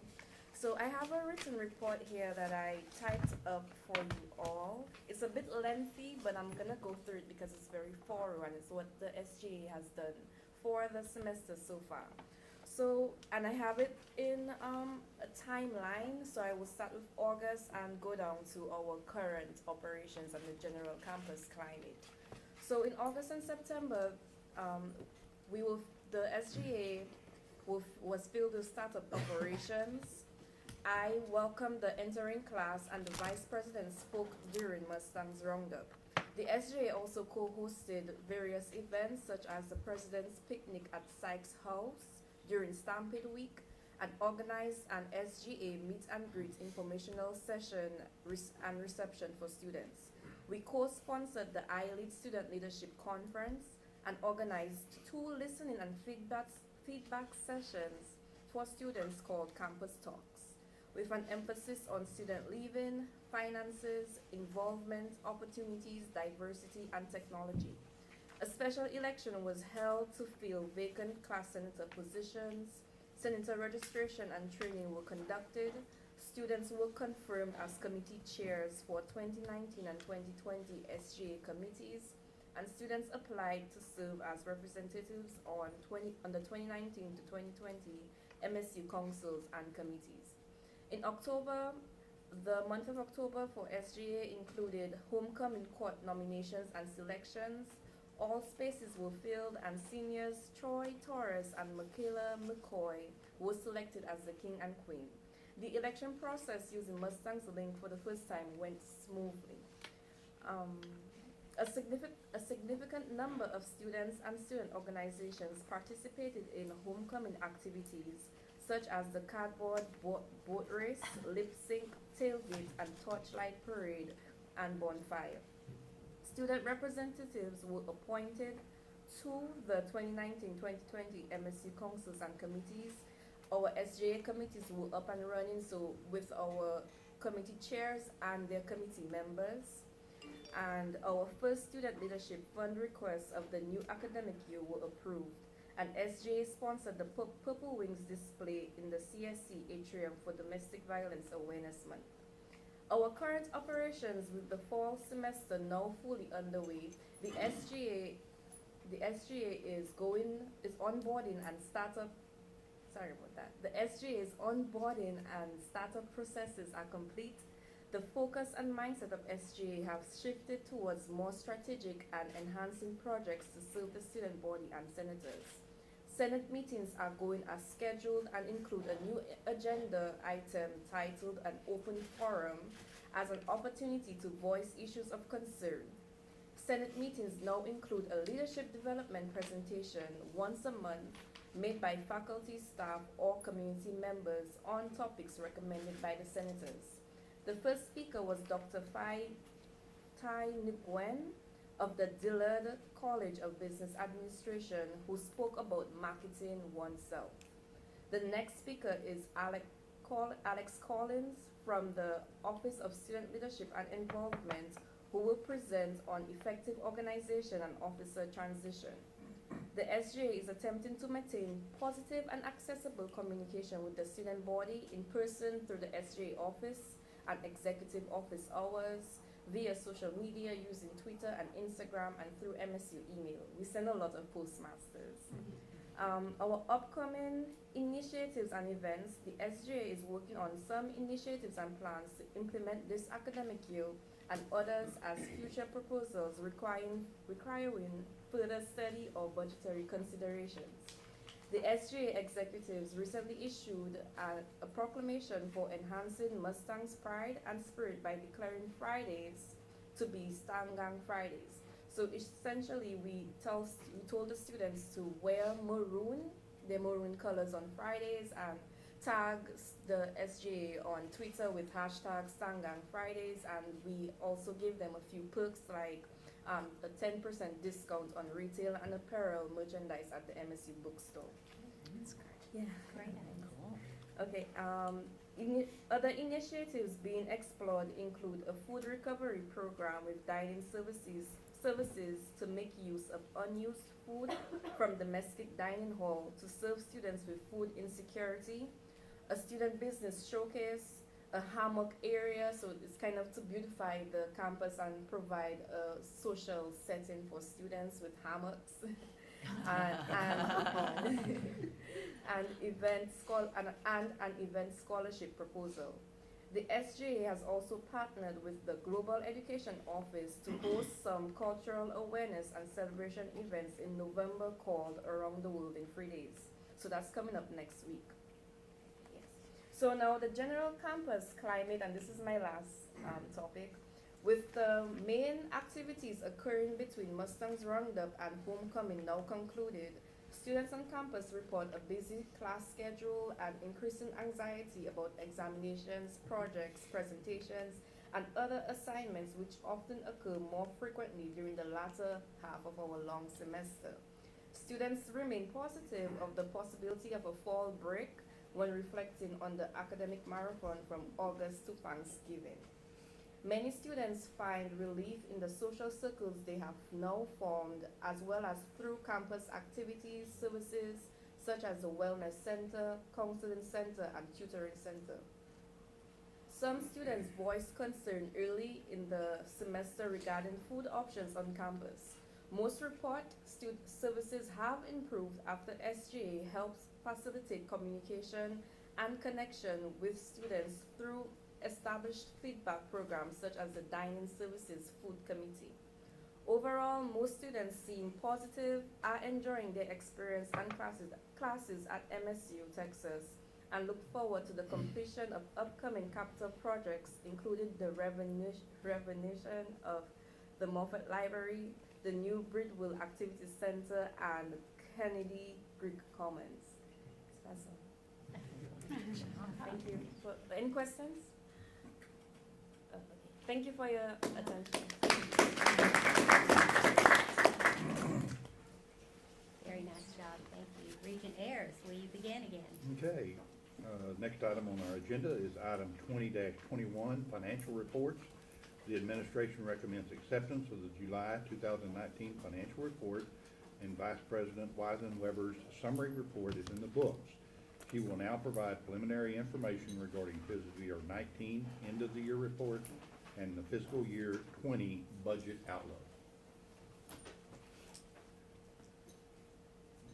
Good afternoon.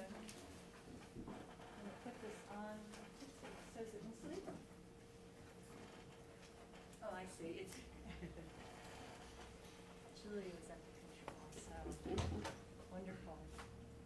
Well, I appreciate the opportunity to present the FY19 results to you. These highlights come in advance of the full annual financial report, which you will receive later this month, and will provide further in-depth analysis and commentary.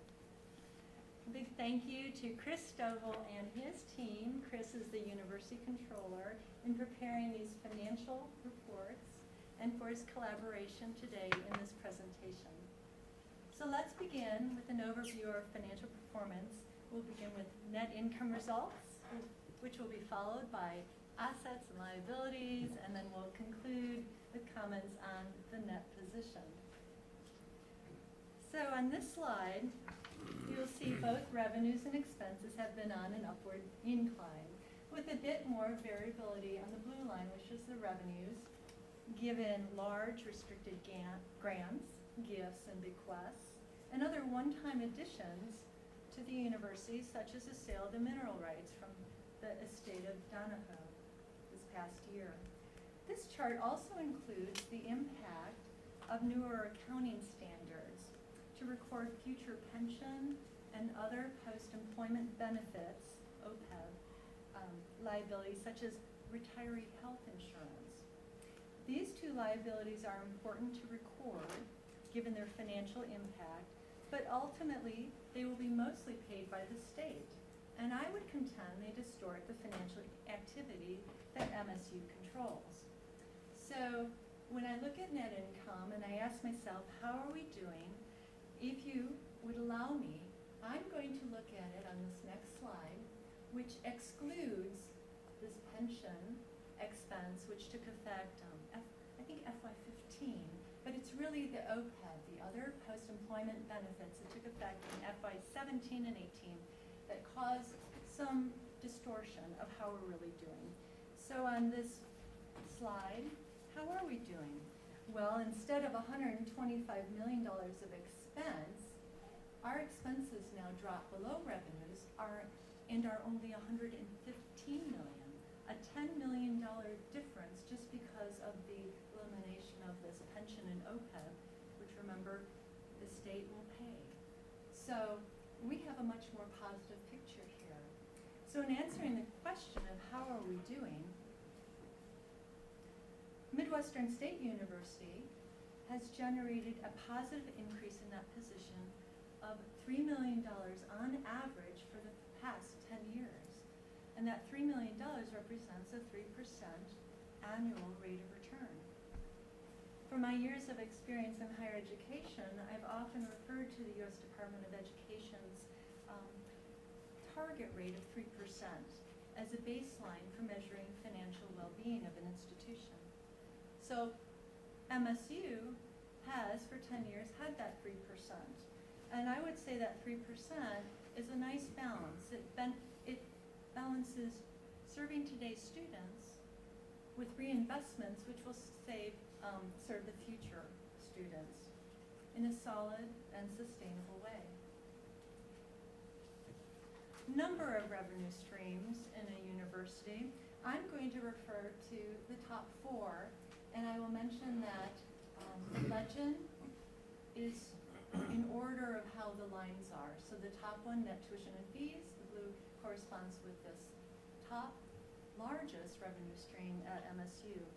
So for net tuition and fees, it's important to point out MSU's ability to generate stable and growing tuition and fee revenue, giving an increasingly competitive market, both nationwide and in the great state of Texas. So this blue line here has a moderate but positive trajectory. That's not easy to do. State appropriations and grants, so the next two here, the purple and the green, have continued to increase, especially the past 5 years. So you can see some nice growth on both of those. Both provide critical support to serving students, faculty, staff, and improving campus facilities. Finally, I will highlight this line here, sales and services, which is really comprised largely of auxiliary, which is the room and board charges. And it has been increasing, actually quite positively the past 5 years, especially given the beautiful new Legacy Hall on campus, which opened in fall 2016 and has 500 beds. Next slide, payroll expenses. Compensation tends to be the largest expense item in a university. This slide demonstrates the relationship between the top line of salary and wages and the bottom line, which is really fringe benefits.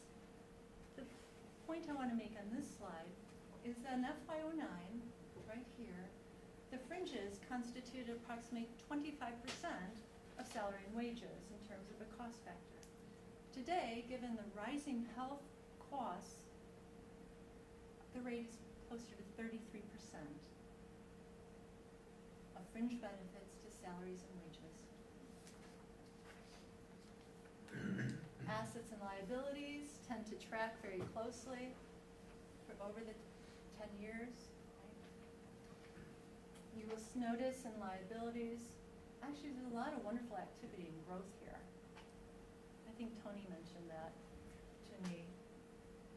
This jump from FY14 and 15 for liabilities, that's when we issued bonds for housing and for the mass communication building projects. From 16 to 17, there's another increase, and that's when we issued the tuition revenue bonds that funded the Centennial Hall, the Moffett renovation, and other important facility projects on campus. Then, from 18 and 19, this right here on the liability side has to do with our friend OPEB, other post-employment benefits, where the liability hits our books, and there it is, right? That cost for the future for retiree health insurance. On the assets, they're also growing too. They track because of wonderful investments in the plant, the new Centennial Hall, the new Legacy Hall, those things, and also the fundraising success and the Donahoe mineral rights. That's what's improving that.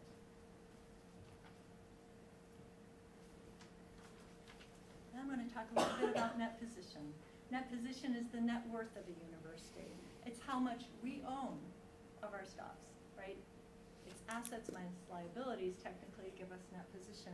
And there's three types of net position, three categories we consider here. The capital assets, which are basically items you can't spend. They're not liquid, right? They're invested in our plant. We have the green, which is the unrestricted. So I'm going to pause a minute because I'm going to get back to that one. And then the red restricted.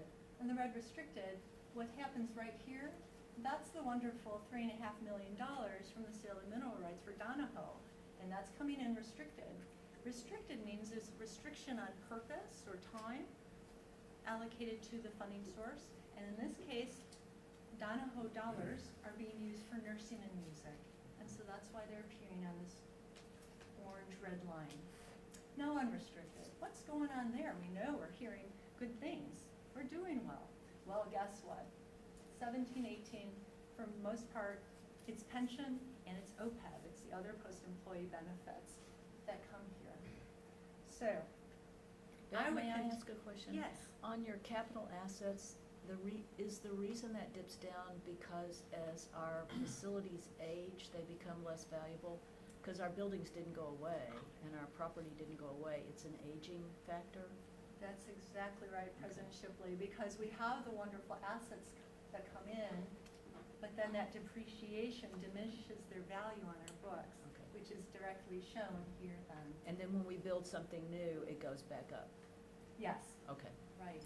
And So- also, there has been a couple of these that also have the impact, the positive impact when we receive those wonderful gift in kinds for the software.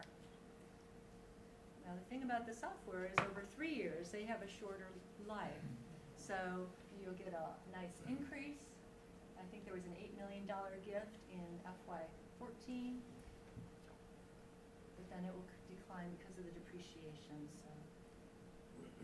We love our accountants, right? Sean loves it too, he loves accounting.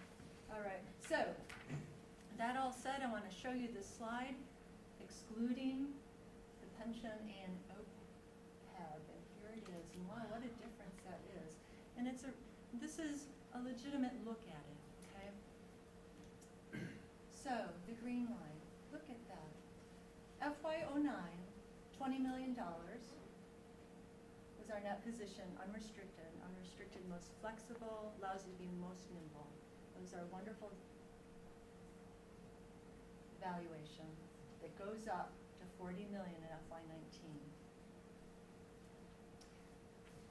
That is a wonderful story. It improves our financial flexibility. It basically reflects that $3 million average annual growth for the past 10 years. That's where you're seeing it. That 3% rate of return every year on average for 10 years. That's where it's showing up, right, in unrestricted. So this growth provides those resources that we can reinvest, right, in the well-being at MSU to better serve today's students and future generations of Mustangs. There it is. See, unrestricted growth 20. That's a positive.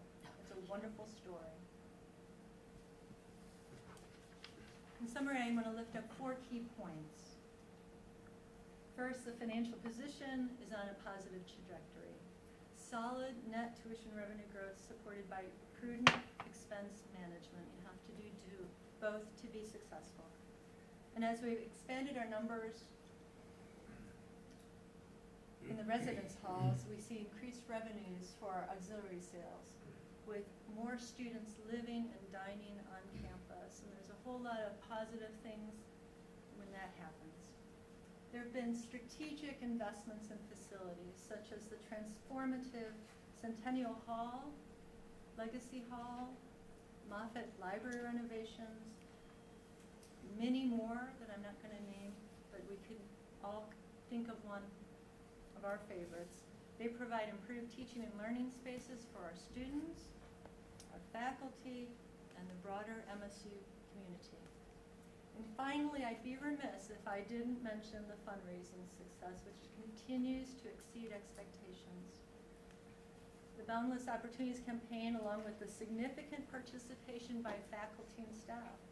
This positive giving provides opportunity and financial resources for keeping MSU strong. Go Mustangs! So that's my FY19 update. Was Should there I any sit down questions? for questions, or Does anyone have any questions? everybody's ready? I think you'd go like this or something. Or it's, you know, it's like this. Chair Marks, I move that the board accept the July financial report as presented. We have a motion. Is there a second? Second. All in favor, please say aye. Aye. Opposed, same sign. The motion carries. Thank you. Good Thank job. you, appreciate it. Item 20-22, our investment report. The administration recommends acceptance of the third quarter fiscal year 19 report. Are there any questions about this report? And I believe it was in your board book. Any questions? Hearing none, Chair Marks, I move acceptance of this report. We have a motion. Is there a second? Second. All in favor, please say aye. Aye. Opposed, same sign. The motion carries. We will take the next two items together, items 20-23 and 20-24, salary, title, position changes in the fiscal year 19 and fiscal year 20 budgets. The reports of personnel changes are presented for information only. A new 1/2-time position approved by the president and the board chair, and the salary, title, and position changes are presented for ratification. Are there any questions?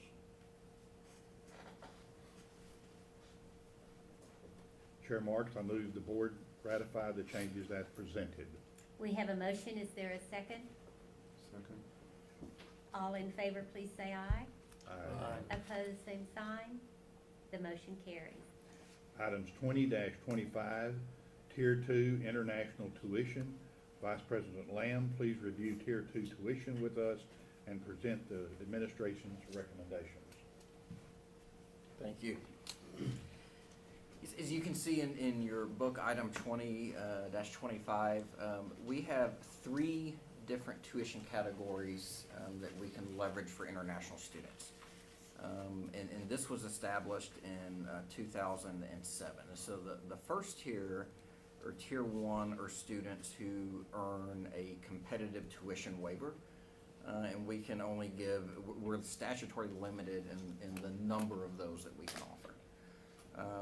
Tier 3 are international students who pay full non-resident tuition. And so the middle ground of what was crafted in 2007 was this Tier 2 program, which is in-state plus $90 per semester credit hour. When the board approved this in 2007, there was a cap of 150 that we could leverage at any given time. We are requesting that that cap be removed due to the growth of our international student population, largely from developing countries that cannot afford Tier 3, and understanding that we have a cap on Tier 1. We think it will help our enrollment efforts to lift that cap and use that Tier 2 a little more broadly. Did we put the cap on? The board did, yes. Okay. And I don't know why.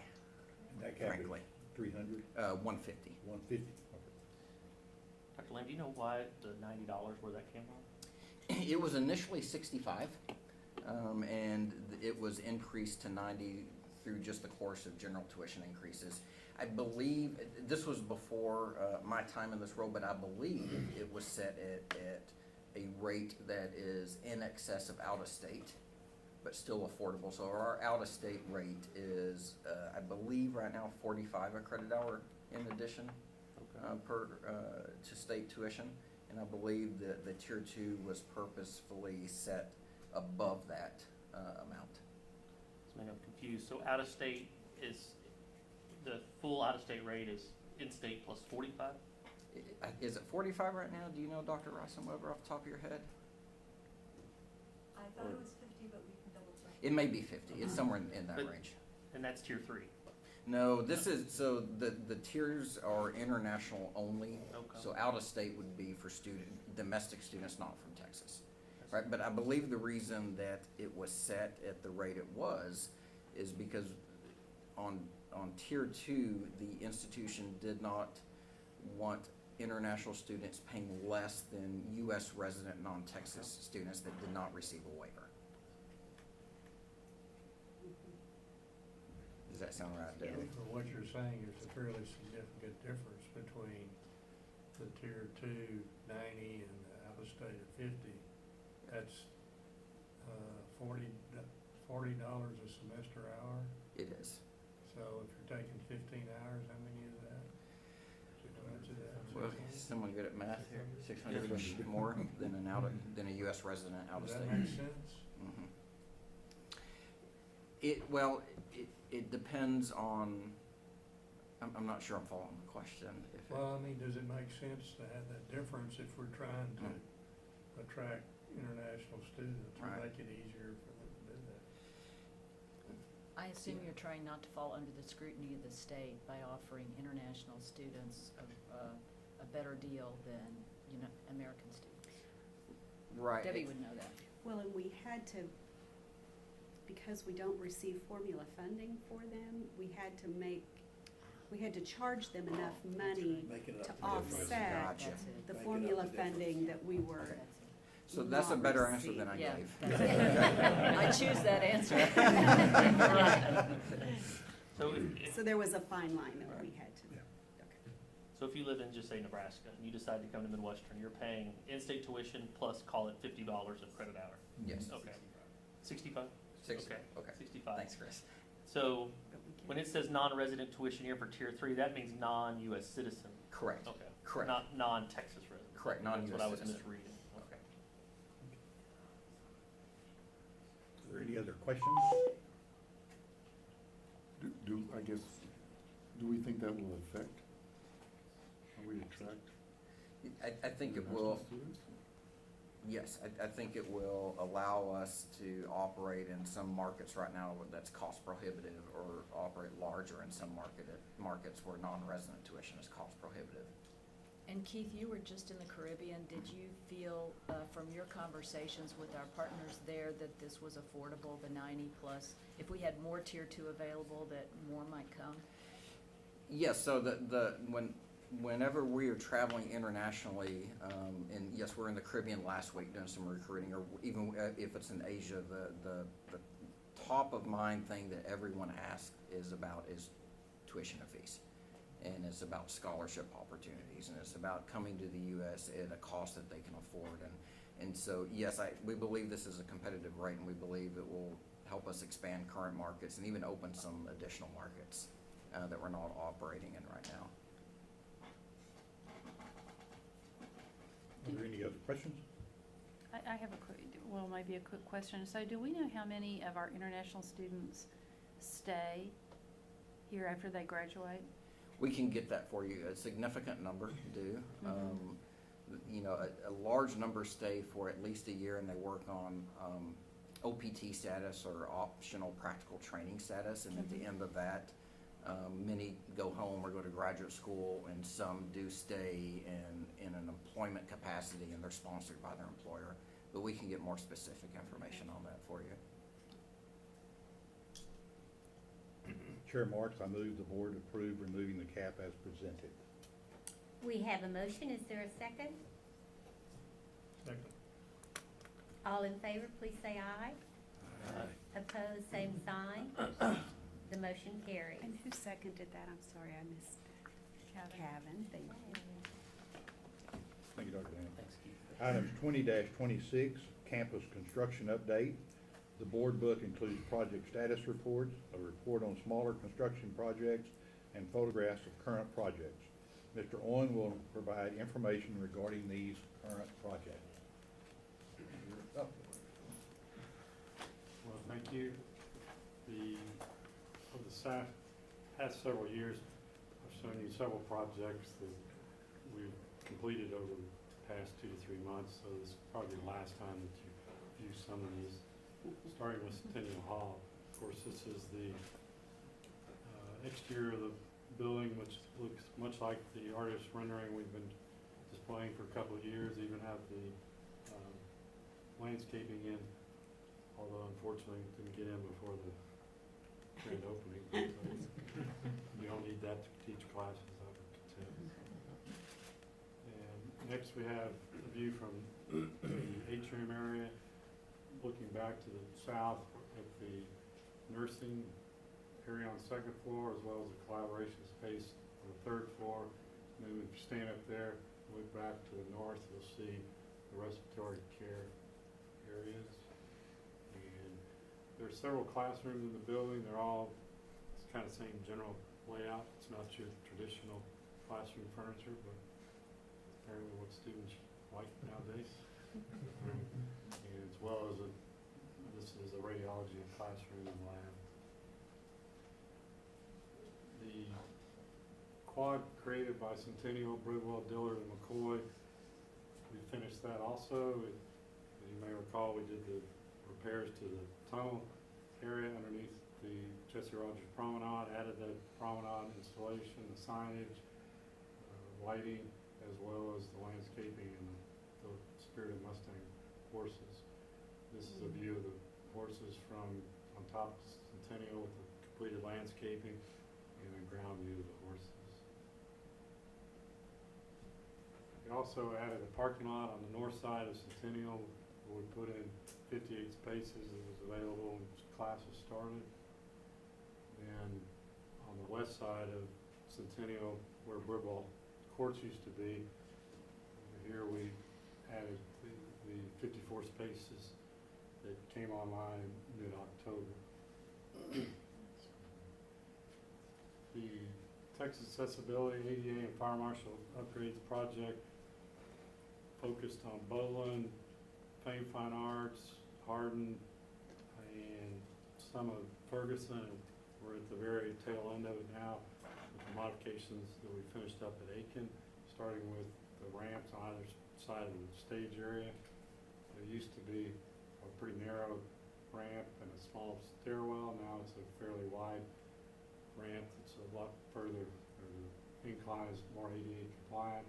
Have to add running lights for them too.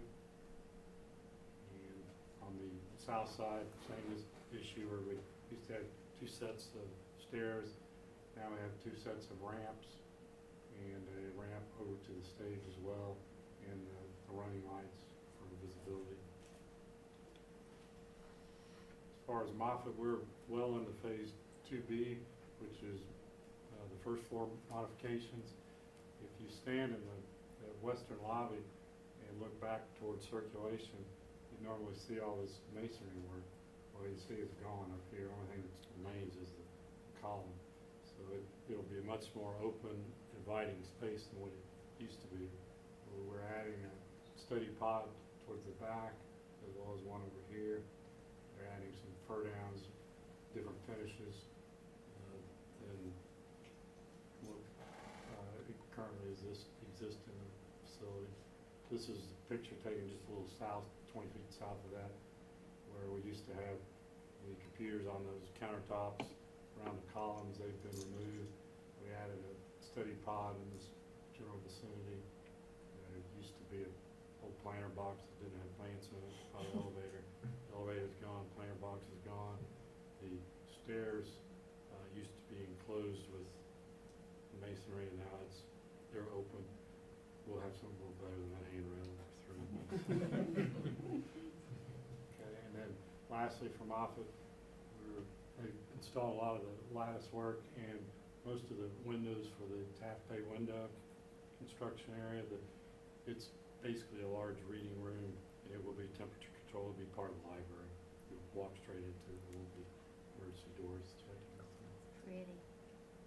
It'll be nice. And the facility services shops building, this is somewhat of an updated rendering of it with the brick color that y'all approved before, and we'll have some signage on the building when it's completed on the front of it. Here we are in mid-July, and here we are now, and installed the building pad, the underground utilities, as well as the vapor barrier it's there for the slab. Actually, last week they poured the slab, and they should start erecting steel next week on it. So. And it's slated to be through in May time frame, so we'll move into it over the summer. Lastly, we have the JS Bridwell renovation.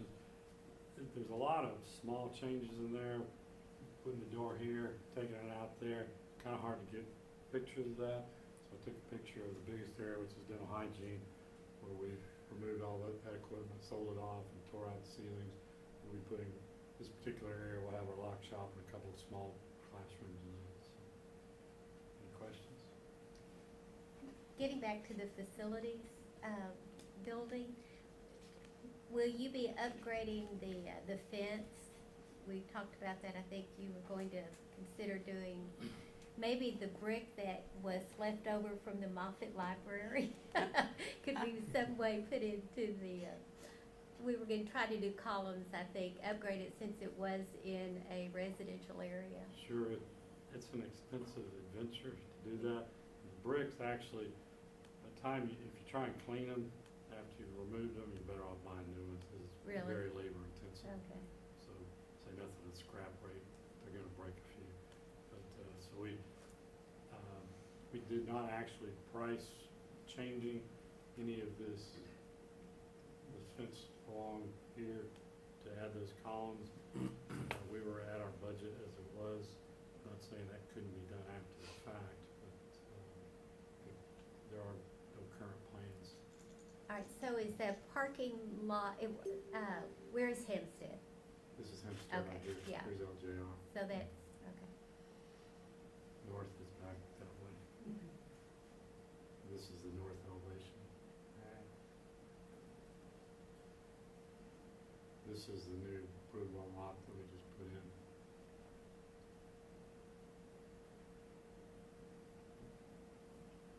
Any other questions? Questions?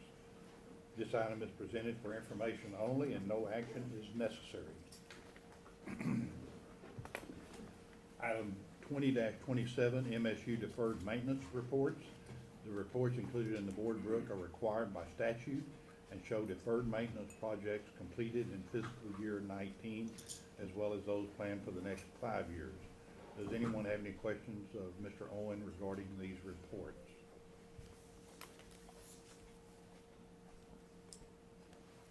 Hearing none, these items are presented for information only and no action is necessary. Item 20-28, Sykes Lake weir removal. In August, we received information regarding the City of Wichita Falls' proposal to remove the concrete weir that separates the northern portion of Sykes Lake from the southern portion of the lake. We tabled the discussion at that time so that administration could obtain current cost estimates for dredging the north and south portions of the lake. This information is included in the board book. Vice President Weisenweber and Mr. Owen will provide information and discuss next steps. Great, thank you very much. I'll start and then I'll turn it over to Kyle, but from the study that we conducted after the meeting in August, we found out that dredging of Sykes Lake would cost approximately $6.2 million. The north part of the lake would be $1.8 million, and the southern part 4.4 million. Because of the cost of that work and inability to really fund it, we decided to recommend postponing any removal of the weir. And instead, Kyle and I went and visited with the city of Wichita Falls. We met with Russell Schreiber, who's the deputy of the Public Works, and his team, and had a wonderful conversation last Friday. The whole intent of meeting with them is to think about this project more than just a weir, but holistically about the lake and the asset this is to the whole community of Wichita Falls, and an important asset. So we were able to talk to them and share our ideas about what's important and why it's important, and how we really want to make sure that we have a full plan along with funding sources, which will be a collaborative resource. It is not something that we're able to do as a university. And that ultimately, once we have funding sources and we have a plan, then we'll be able to move forward. We did find out from Russell and his team that there is no urgency in removing the weir, that they understood our perspective, and that they were willing to work with us as we move forward in seeking out a full plan and funding sources. Kyle, is there something else we should mention? Probably only that when they did it in 2002, the state funded 750 of the 1.8 million donations of about 640 or 650,000, and the balance was 4B money. So the university did not use any of their funds to support the effort back then, and I would expect we would not this time. That's right. The planning started in 1999 about dredging the lake, and it was a phased project that ended in, well, it was completed in 2002 and did not cost the university any funding. Instead, it was state, it was 4B through the city, and then some donations from various donors in Wichita Falls.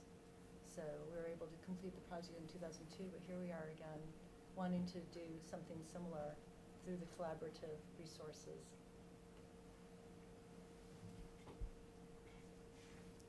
Are there any other questions? Chair Marks, it appears no action is necessary at this time. That concludes the finance and facilities matters for consideration. Thank you. Reginaires, do you have anything more to present? I do not. Yes, you do. No, she said that she was called back into court. Okay. And so she would reconnect whenever she. All right. Regent Burks was going to be presenting the audit, compliance, and management matters, but I will take over until she returns. So if you'll take a look, the first item is 20-29, the compliance update. Mr. Stovall's update on compliance activities is in the board book. You'll find that on page 120, and he is here to answer any questions if necessary.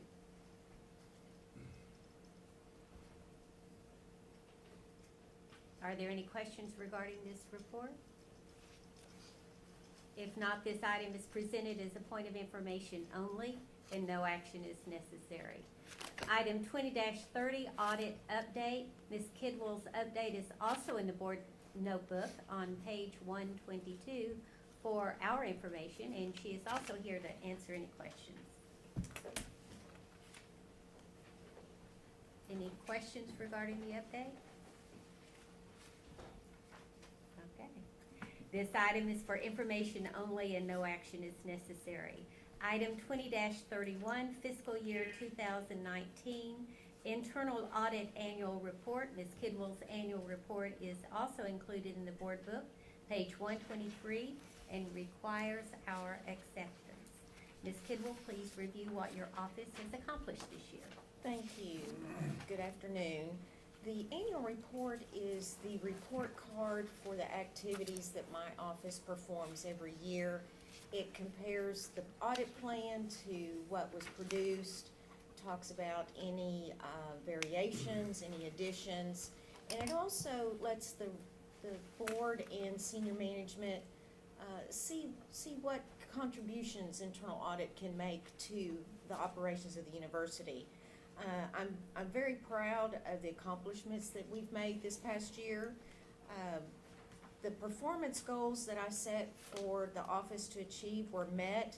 That includes 100% of any audits carried forward from fiscal 18 to 19 were completed, and 70% of the fiscal 19 audits for the plan were also completed.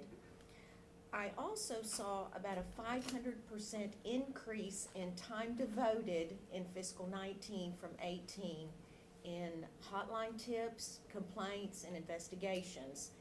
And while you might think that's negative, I think it's positive. It means that if people or faculty, staff, students, they see something that maybe isn't as it should be, or have concerns about items, they know there's a safe space or a safe place to call, and that I can look at it objectively and independently.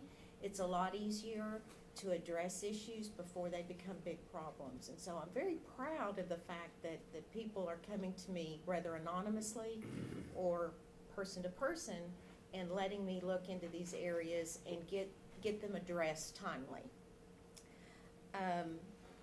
This report does require board approval, and I would submit and please request that you do so, and I'll be happy to ask questions if you have any.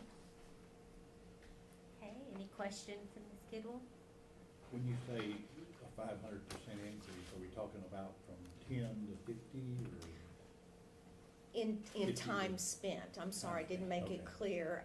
In fiscal 18, approximately 38 hours were spent on that type of information. In fiscal 19, it was almost 200 hours. So I'm assuming you're expediting the process better than we've had in the past as well? Absolutely. Getting things addressed as quickly as I'm made aware of them. Does your office do most of those investigations, or is it assigned out to other places? Or? Typically, I investigate most of them, but there are some, if it's human resources related, they're better able to address those type of issues. Occasionally, they go to general counsel. It just depends on the nature of the issue that I'm made aware of. Any other questions? May I have a motion to accept the annual report? So moved. A second? Second. Any further discussion? All in favor, please say aye. Aye. Opposed, same sign. The motion carries.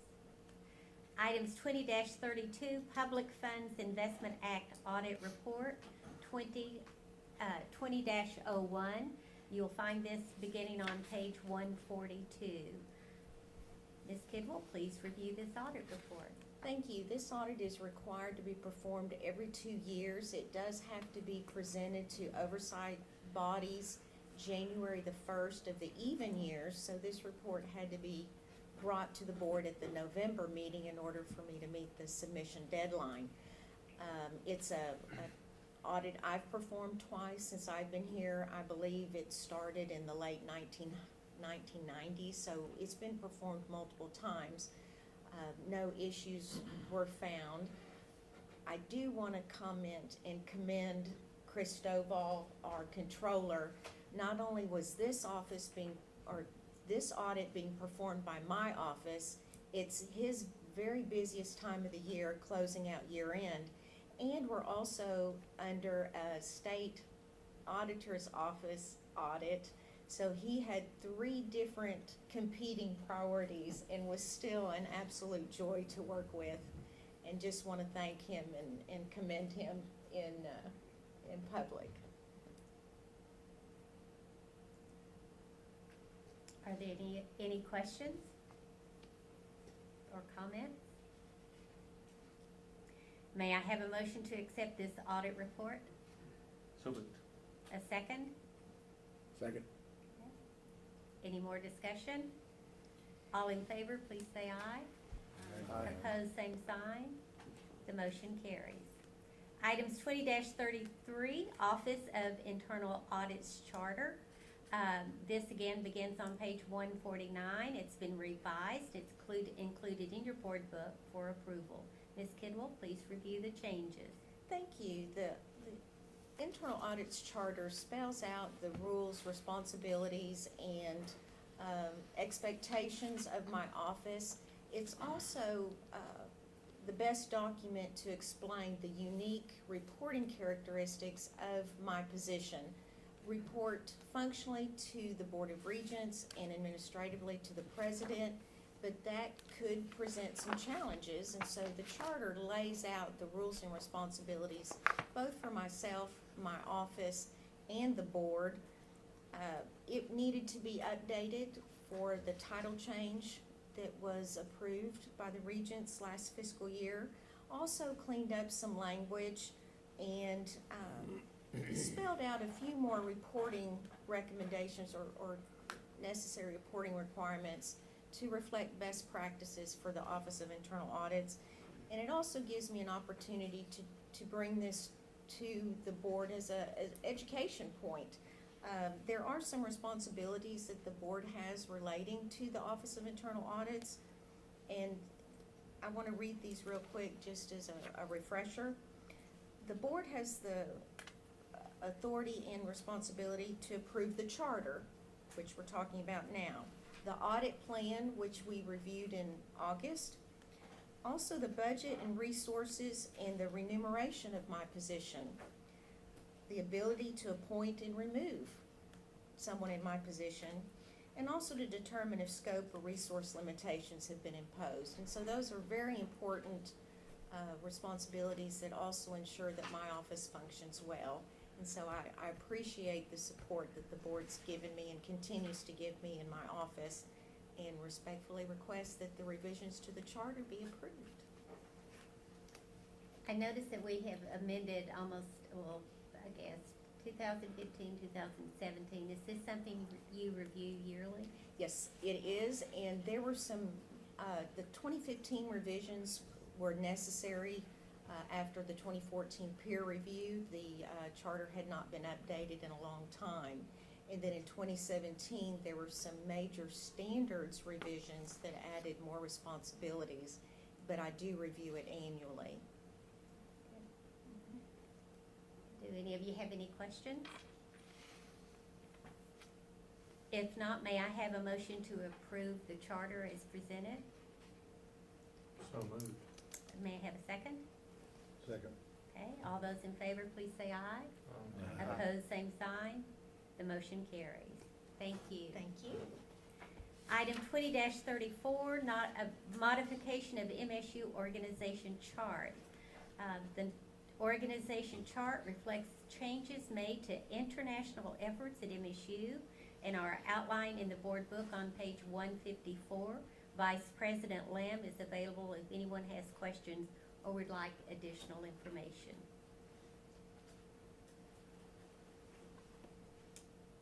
No questions? This item is presented as a point of information. Item 20-35, Board of Regents Statement of Expectations. In August, Mr. Maka reported that the new board bylaws required the board to review and approve a statement of expectations of the members of the Board of Regents. He has drafted the document for our review to be presented for approval at this meeting. You may find this on page 155. Mr. Maka, do you have additional comments? Yes, thank you. Just a couple.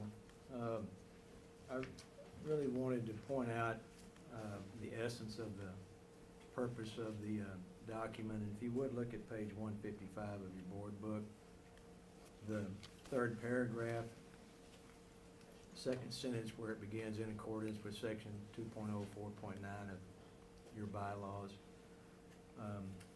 MSU Regents have chosen to clarify what we expect of one another and to remind ourselves of our ongoing individual duties and responsibilities, and to serve as a reference point for self-evaluation and review of our individual performances and that of the board and its committees.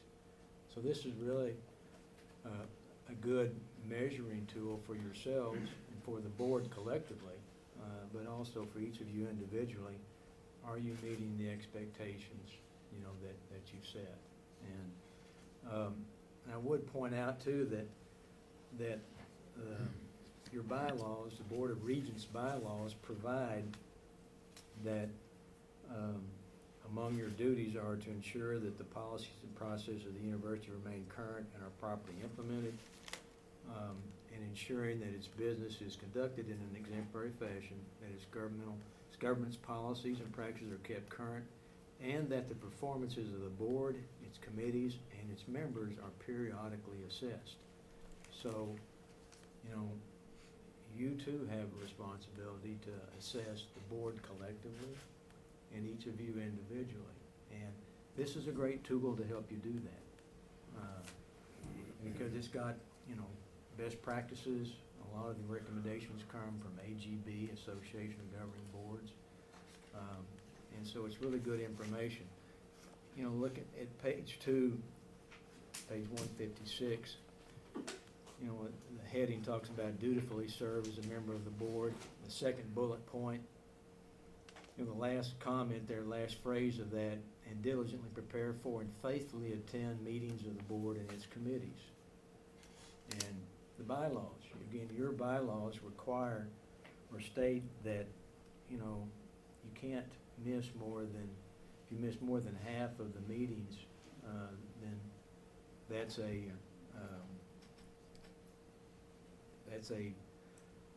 ground, you know, for removal.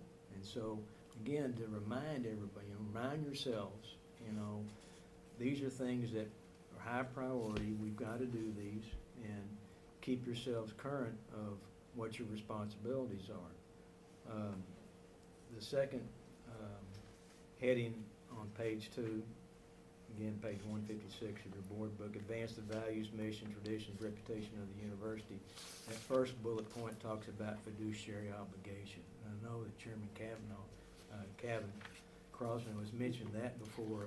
Probably that is probably the single most important duty you have as a Board of Regents. Your fiduciary responsibility, fiduciary obligation.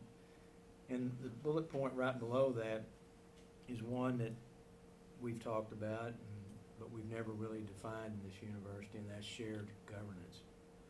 You know, the legislature has delegated to you the responsibility to govern Midwestern, and you have delegated some of that responsibility to Dr. Shipley and to the university.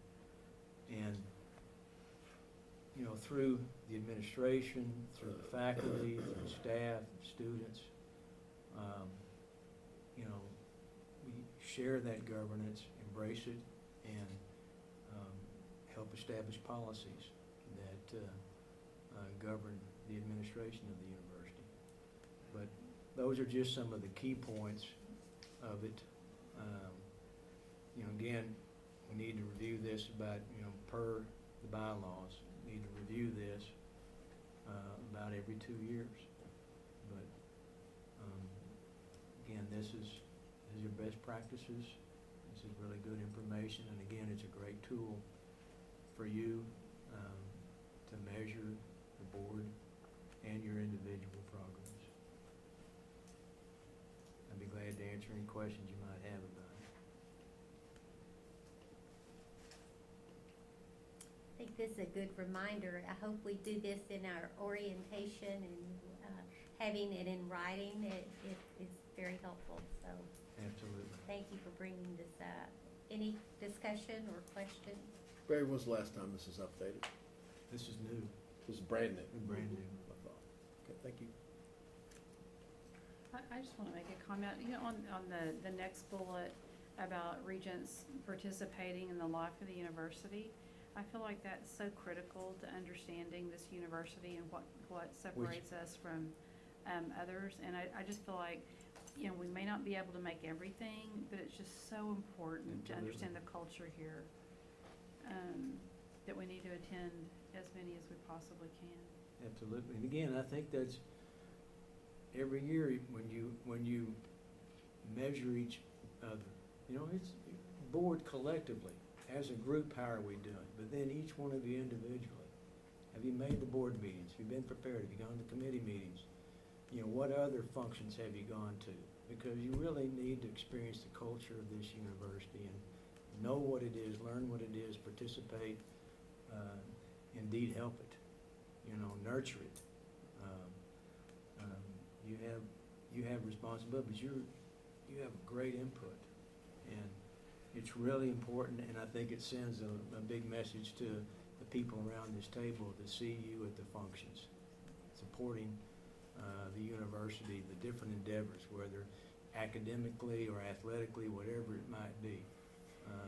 We see you there. That sends a strong message that you support the university, and I think that's why, you know, put that in there is to encourage y'all to go, because it is important, and you do send a very strong message by supporting the university when you do that. And we've also mentioned before, it's more than attending a meeting, a quarterly meeting. Yes. How can we be good stewards and make good decisions if we're not aware and part of the campus? So, again, thank you, and I know this will be very important when we get into our orientation of our new board members. Mary, I've got a question. This is probably something that we would prefer not to talk about, but let's just say, assuming that at some point in time there's a consensus in the board members that one or more other members are not fulfilling these functions. You referred to the removal process, and if they hadn't attended half, but if it's a broader issue as to participation, what is the remedy for, what's the process and what's the remedy for this board to deal with that? Well, let me just find the provision in the bylaws, section 2.05, you know, MSU Regents Board bylaws, grounds for removal of board member. 2.05.1 cites the Texas Education Code, section 103.031, that provides the grounds for removal. And one of the grounds is, you know, ground for removal from the board is if a board member is absent from more than half of the regularly scheduled board meetings that the member is eligible to attend during a calendar year, unless the absence is excused by a majority vote of the board. So if a member has not been excused by a majority vote of the board, then they're absent. Have more than half of the absences for a board meeting, that would be a grounds for that board member to be removed. How does that happen? Well, it's the governor's appointment. The governor's involved in that, but what would probably have to happen is that a state representative, someone would have to file an impeachment, you know, to remove them from the board. Now, we would hope that it would never get that far. We would hope that, again, the board assessing periodically, and I would urge you to do it every year, the May board meeting, maybe, before you get more than halfway, so that, you know, kind of take a roll call amongst yourselves, you know, 'cause again, it's you individually and collectively as a board. And, you know, you assess, okay, where are we at? Here we are in May, and tally up. You know, if someone's missed 2 board meetings, May, they missed the February board, and missed the May board, then that board member probably needs to be alerted that, you know, one more and you're out of compliance with 103. And so again, I think as part of your responsibilities to, you know, govern yourselves and to make sure that y'all are in compliance, and you do that by periodically assessing your performance as a board and individually. And I would suggest doing that sooner than later in the year, so that, you know, you wait till August, that person may have, well, that's 3, they may have missed 3, boom. And, but if that's what would happen, then, you know, to do that, again, it would take, you know, the governor office, governor makes the appointment, the legislature approves, you know, so to undo that, probably have to go through the removal process and, you know, impeachment process. Pretty formal deal, but hopefully we'd never get there. And again, with each of you, you know, working collectively with the board and individually and encouraging your fellow board members, come on, we need you. We gotta have you here. And help prevent that from happening. All right, any other discussion? May I have a motion to approve the statement of expectations as presented? So moved. A second? Second. All those in favor, please say aye. Aye. Opposed, same sign. The motion carries. Thank you. Items 20-36, rules and regulations of Midwestern State University. You're going to find this information on page 158. The administration is beginning the process of organizing the documents that are considered MSU rules and regulations. As part of the process and with the purchase of new policy management software, the administration proposes revising the format of the MSU Policies and Procedures Manual. Mr. Maka, please review the rules and regulations document and explain the board action required. Thank you very much. For me, and what I do with the university, this is, I think, one of the most important jobs that I do, and that's, you know, being involved with the policy, rules and regulations of the university. The last time that this university did a comprehensive review of the policies was back in 1989.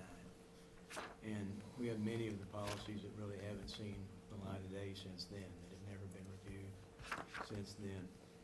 And as was mentioned, you know, we've got some new policy software coming. One of the things that we really want to do is to stay on top of the policies and make sure that they're systematically, periodically reviewed, at least, you know, every 2 or 3 years. And, you know, we've got software coming that will help, but we hadn't had a comprehensive review in a long time, and so we thought this was the time. And one of the things that I wanted to do was, we've all heard about rules and regulations, and when the legislature enacts legislation, particularly with regard to universities, they may give the university the authority to promulgate rules and regulations. For example, with campus carry. Remember when campus carry was passed several years ago? They said that, you know, each university shall enact rules and regulations. Well, what really are rules and regulations? What are they at Midwestern State University? We'd never really set that out. And so this was my effort to, what do we mean by rules and regulations at Midwestern State University? And you see there, there's three primary areas. The first and the most important, kind of the bedrock, are your bylaws. Bylaws of the MSU Board of Regents, okay? And we just recently redid those pretty comprehensively, and that's the bedrock, that's the starting point. Then you move to the university policies and procedures. Those are university-wide policies that will have implication across the entire campus. That's the second area, and that's the area we're most familiar with, you know, with the policies. The third area that you're really not going to see are what we call SOPs, standard operating procedures, that just apply to a specific administrative unit. You know, they may apply to a specific college, but they don't apply campus-wide. They still can't violate the bylaws, they still can't violate university-wide policies, but they would just apply to one administrative unit or one college, the standard operating procedures. And so you won't really see those. What you'll see are any amendments to the bylaws or any amendments to the university-wide policies. And so that's what I've tried to set out. And what I envision is that, you know, when you pull up online rules and regulations of Midwestern University, this is what you'll see. And you'll be able to, you know, these will be linked so that you can click on them and go straight to that bylaw or straight to that university policy to see what it is. And so I've laid those out. The bylaws, you see there's the categories, the preface, all the way Article 1 through Article 10. You can click on each one of those or all of them, bring it all up, whatever you wanted. and that'd be the bylaws. Now, the university policies and procedures, that said they hadn't been really reviewed comprehensively since 1989. And we really only had 4 broad categories, like an introduction, organization, had faculty policy, staff policies, employee policies, and general university policies. That last category was just kind of a catch-all for everything. And so the effort here was be easier, better, I thought, and I think the campuses agreed with me, to organize those into on page 2 or page 159 of the board book, in different chapters, 10 chapters, with kind of sub-chapters within each one. And split, those policies up so they'd be easier to find, hopefully, and kind of put them in more specific areas. And so that's what you see on page 159. So we created those different areas. And to go further, and look at page 4. That's where you break down these university policies into the new format. Like chapter 1, you see organization, governance of university, introduction, board of regents, and the new numbering, okay? And you may see, for example, look down and see board of regents. Again, trying to keep as much of the old, I like the old, kind of like common law. The old parts are still good, still current, but the new stuff. And look at board of regents. See, look at, for example, I tried to, again, give a roadmap to all of some of the new policies that are in the oven. Look at UPP 1-225, shared governance. We've never had a policy on that. And so this is the effort to share. It's a very, very important. We got one, submitted to faculty senate to look at now, and staff and whatnot, because it's not just the administration. It's very important that the faculty and the staff and the students have a voice in the development of policies on the campus. And kind of hand in glove with that, 2 policies below that, UPP 1-235 is a policy on policies. We've kind of had a format to get a policy here before the board, but it was never articulated. It was just kind of talked about it. We kind of did it, kind of followed it. This would articulate it. This would tell exactly how a policy is developed and the gauntlet that it has to run through. And so, I tried to, as I laid those out, also, show you some of the ones that are new or to be revised that we anticipate in the coming board meetings.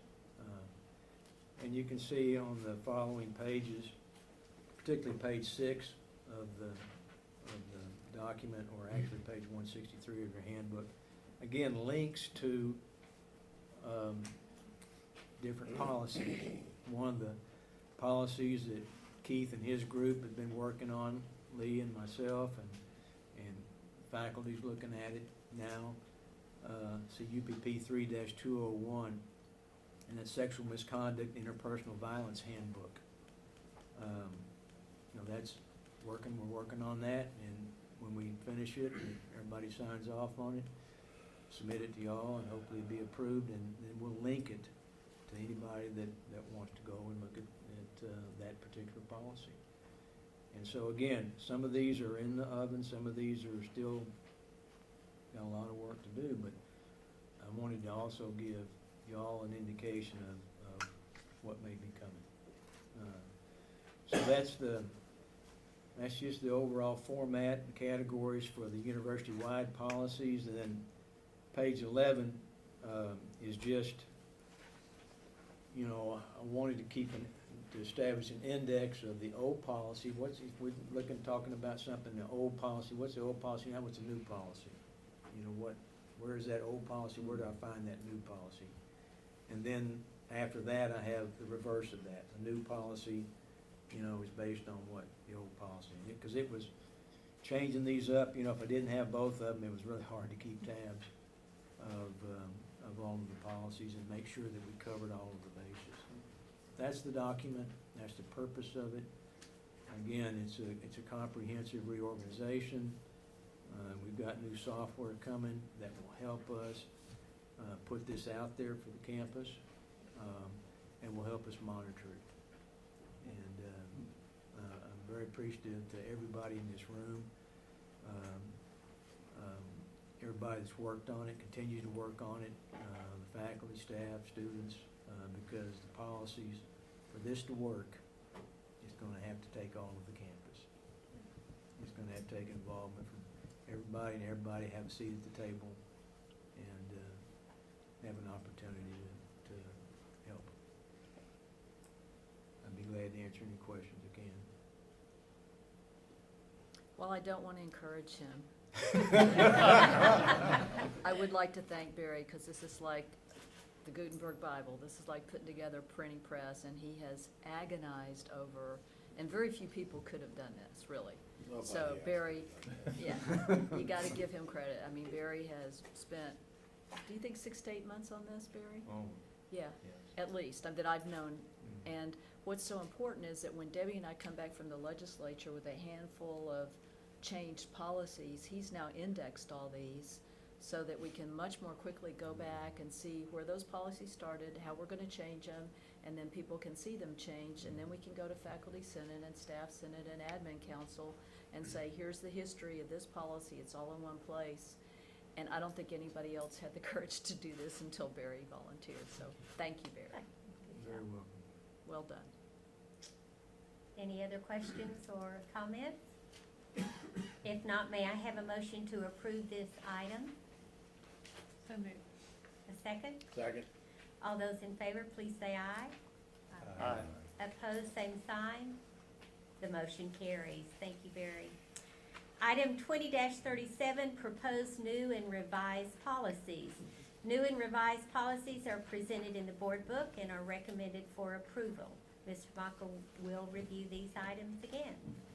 Okay, I can't, in your board book on page 118, I really can't add beyond the description that's already appears in the item agenda for each one of these policies, but I do want to recognize that, for example, the policy there in A, protection of human subjects and research, and also the next one, protection of animals and research. I have to give a shout out to Kathy Zuckweiler, Dean of the Makeda Graduate School, Director of Sponsored Programs and Research, and also Dr. Marcy Brown Marston, Dean of McCoy College, because they really were the ones that revised these.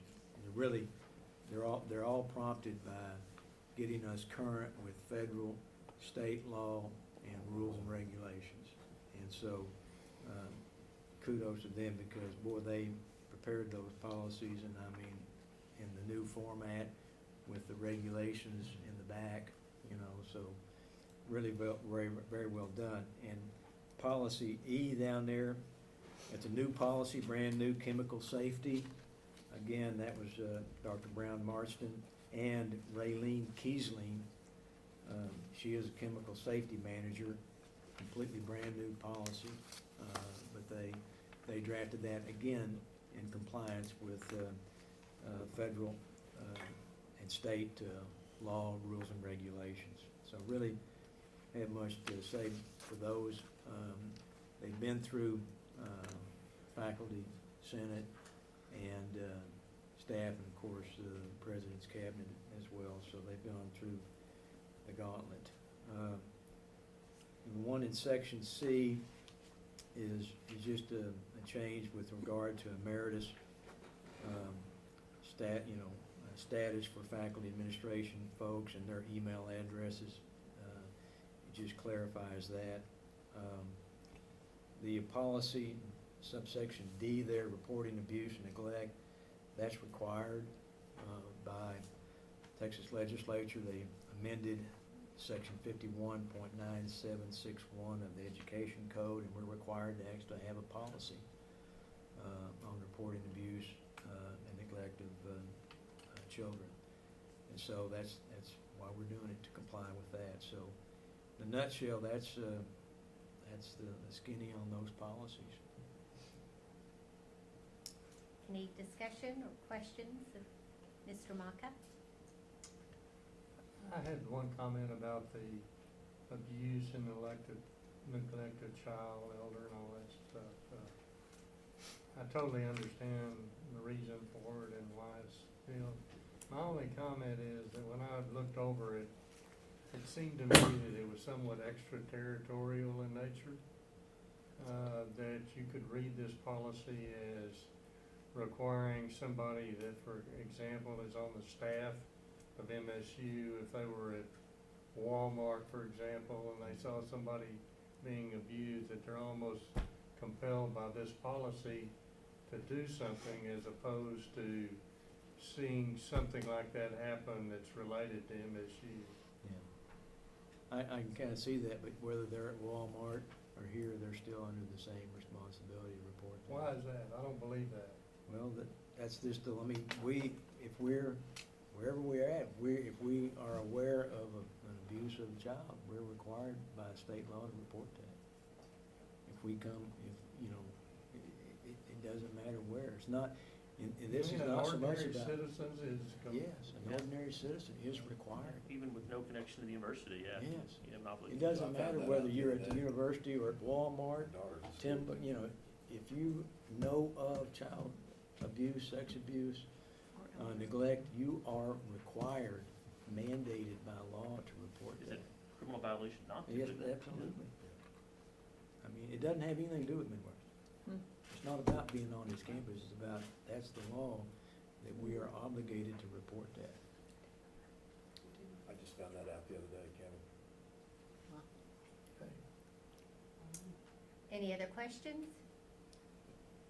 May I have a motion to approve these new policies and, these new policies and policy changes as presented? So moved. Thank you. May I have a second? Second. Okay. All those in favor, please say aye.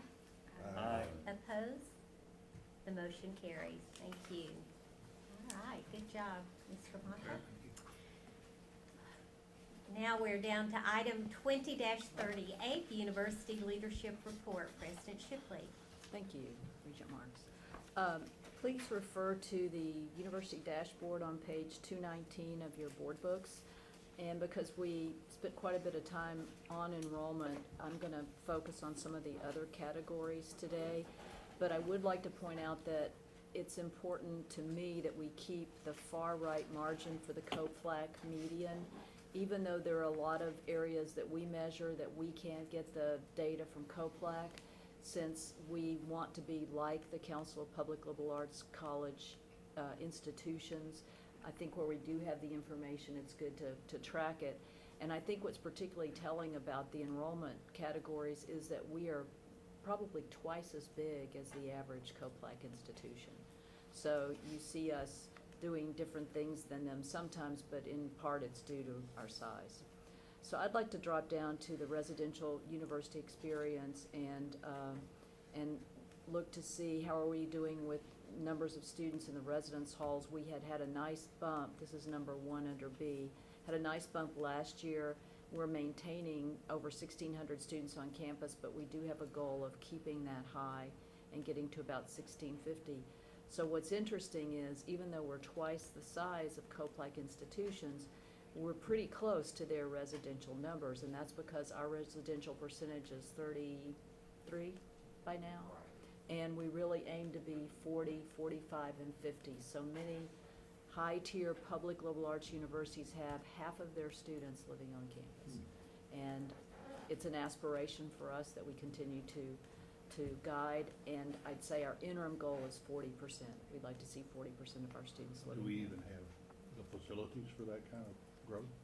Well, it depends on what you mean by on campus. I misspoke. To be residential students, we could have residence halls located downtown, which is our next interest. So we could have upper class residence halls in a public-private partnership located off campus. Okay. We're almost at capacity, so probably 35 would be as high as we could possibly go with our current capacity on campus. At the most, right? Yeah, at the very most. So to get past that, we'll need more residence halls, but first we have to have more students interested in being residential. And then the learning community dipped down because the way we were scheduling classes, it was very, what that meant for us, a learning community was 2 classes taken together as a cohort. And we've had trouble scheduling those classes for students, and we're revisiting our definition of learning community. We may embed more of our community-ness in our residential interactions, where you get a classroom experience and a residential experience. So we're on it, we're watching it, and deciding what to do next. We want to keep very high the number of students participating in undergraduate research, and don't have that number yet for this semester, but our goal is 300. And then number 4 is miscommunicated. That is the percent of lower level classes for undergraduates taught by tenure or tenure track faculty. And that's of importance to the legislature, because they don't want to see our professors ignoring undergraduate students, particularly the first 2 years, where you decide whether they're going to stay or go. And we had a slight dip in that because we added 4 lecturers, and they do not qualify as full-time faculty, but they cover a large number of undergraduate sections. Do they teach 4 and 4? 4. Yeah, and then they do not have a research expectation. And that's very common in American higher ed. And then study abroad is going up nicely, where in 2016 we only had 78 students participating. Now we've almost doubled that. And I think that's in part due to the wonderful support by the Pretty Scholarship that students can go abroad, and I think you're going to continue to see that increase, but it's also because we've added attractive new locations and opportunities. So we feel very strongly that that's a great thing to do. You've seen our retention rates. They are bumped up slightly, but still not the same as in 2016, so we're still trying to get back towards 70%. Our first-time, full-time student retention is lower than that. That means that you were able to be here 2 falls, so it's not just fall to spring, but fall to fall. Our 4-year graduation rate, good news, continues to improve. Our 6-year graduation rate continues to improve for different categories, and our total number of degrees continues to increase. So you'll see that we dropped our goal. This is number 6. We dropped our goal down to 1,400, but we continue to graduate over 1,400 students. And then I'd like to look at 10 health degrees, health science fields. That number continues to grow. So we have ever more a greater percentage of our student population coming to us for the health fields, and that's only, I believe, going to increase with the new building and the number of online programs we offer. And that fits in, while we have other strong programs in different fields, we are really hoping to focus on high-earning occupations, so that particularly our first-generation students who come here from a low economic profile are changing the trajectory for their families. So those health fields are helpful, but we want all of our majors to lead to successful careers. The state appropriation, we're grateful to see per full-time students under D continues to increase. And I want to point out, and Beth will correct me if I'm wrong, I was worried that the total expenditure per full-time student had increased so dramatically from 20,000 to 23, and I thought, oh my gosh, what are we doing to spend that much money per student? That's a pretty hefty price. That is actually tied to our software gift, so we have to include the value of the software as an educational investment, and that's millions and millions of dollars. So that's not really an administrative decision or something we can cut. It's merely something positive that came from someone else. Is that right? Okay. Student-faculty ratio, 18 is still pretty generous. We could be 20, but we're at 18, and that's better than 17. So that's a pretty small group of students per faculty. We're doing a great job of disciplining ourselves to not spend too much on the administrative cost for our operating budget, which is, for me, really remarkable when you hear all the ways the state and the federal government expect us to monitor ourselves and to comply with regulations. And you've seen how many of the staff positions we've added at this table over the years I've been here have been due to new regulations and people requiring us to check ourselves out. So that's a hard number to keep low. And then I'm not happy that our undergraduate student debt went up so quickly from 17 to 18, but I believe that's really, if that continues to hold steady as an increasing number, then we'll have to dig deeper into that. I believe it's more an indication of what that year's student population was like. So you had 29, 26, 29. As soon as we get 19, 20, I'll let you know what that is, because we don't want that to continue to increase. Total gifts and commitments, you can see, also increases, and we have a number for the endowment at the end of the fiscal year. It went up from almost 81 million to a whopping 88,692,000. So we're moving in the right direction with the endowment. We've got to shift that goal, Tony. We don't want to go down in our endowment.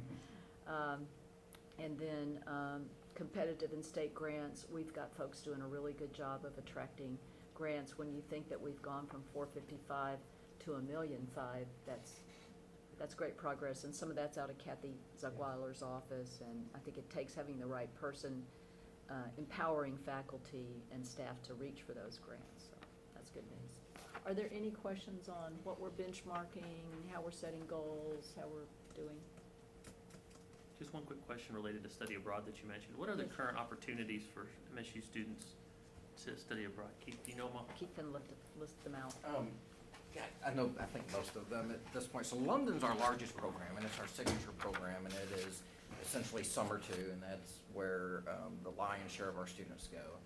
But we also have summer-long programs in Spain for summer one and summer two, both in, summer one would be in Granada, but that's moving to Valencia this next summer, and then summer two is in Malaga. We have a mini opportunity, a 2-week opportunity the first of the summer in Grenada in the Caribbean. We have programs in France, and a new one we're starting this summer in the Czech Republic. Did I miss any? That's great. Okay. Thank you. You're welcome. Okay, any other questions on that? So, I have a question. You mentioned it was the number of undergraduate students participating in Eureka. Does that include the summer UGRO research as well? I don't think so. I think they're separate. Okay. Right, Eureka's separate. Any other questions? Thank you. Okay. This is for information only. We appreciate the information. So, having said that, I have to continue. She has her Oh. other part. I just didn't know if we needed a vote on that, I'm Oh, sorry. okay. I'm gonna say just a little bit more. Okay, please do. Because I forced myself into a plane to go to Washington DC, and it took me 8 hours to get there. So I'm gonna tell you what happened when I got there. But I really like attending the Council of Presidents for the Association of Governing Boards, because I think it helps me make all of your work more effective and my work with you more effective. And that meets once a year. There are about 40 of us as presidents advising that association, and usually about 24 of us are able to show up. But it's a great conversation between very large flagship institutions down to small, very high income level types of private institutions, and you get a real feeling for the pulse of higher ed when you're sitting in that room, because AGB brings the latest experts before you with the latest topics. And so I just want to quickly tell you some of those topics. The main thing we focused on were forecasts for higher ed in terms of financial management, analytics, data management, risk management, and technology. And so we spent a day and a half looking at those. But the overall message was that to get out ahead in the competition for students, it's digital everything. So I was a bit sobered by the meeting, because it was about artificial intelligence, which we're just putting a little bit of a toe and a foot on this campus, and people are way ahead of us in data management and big data management, and it's because the information is the power. The information about the student and their progress is power. And the reason artificial intelligence is so big is it's going to automate processes that can be automated. Think about registration. So if you as a student have already registered once or twice and you have degree audit and you know what classes are left, why do you personally have to sit in front of somebody and fill out something and get registered? Why can't an AI presence load your registration for you, send it to you on your smartphone or on your device, and have you change it as needed or just resubmit it? And we're just not anywhere close to there. But that's the type of convenience students all around us are being afforded, and the investment is very high. And so I felt that that's the biggest place we have to work. On the other hand, the work we've done in mitigating risk probably put us at the top of that group. Because as our risk presenters said to us what could be risk, I was really gratified that we already know what those are. For the most part, where we can control risk, we're really doing it, and we're so lucky to have staff who are aware of that. Just want to tell you some of the risks that we still encounter. The number one risk for higher ed is tuition dependency. And that is because at some point you can't keep going up on tuition, and at some point you need revenue streams other than student tuition. So they think we really need to be focused on what that means for us.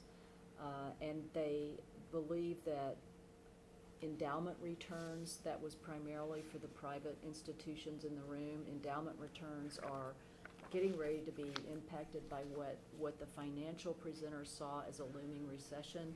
I'm not a financial analyst, but they talked a lot about how to mitigate the impact of a recession. And that was primarily through a mix of programs and a mix of students that you try to appeal to. So they said particularly the online market and the working adult market will help us address the shifting demographics where about 20% of our college-going students straight out of high school are going to decrease because we've hit the end of the boom and it's going to be less. And the last thing I'd like to say is around the table, almost everyone, this is no excuse for us, but almost everyone was dialing back their enrollment projections, some of them severely. Now, they do not live in Texas. There was no one else at the table from Texas because we're the recipient of some of that population growth. But the whole East Coast, you saw people adjusting their optimism. Suggestions aimed at primarily mergers and partnerships, the importance of strategic planning to be mission specific and very clear about your mission, and the necessity to organize data for agile decision making. The rapid pace of change causes us to need to be able to make decisions very rapidly, much more rapidly than we've been used to in the past.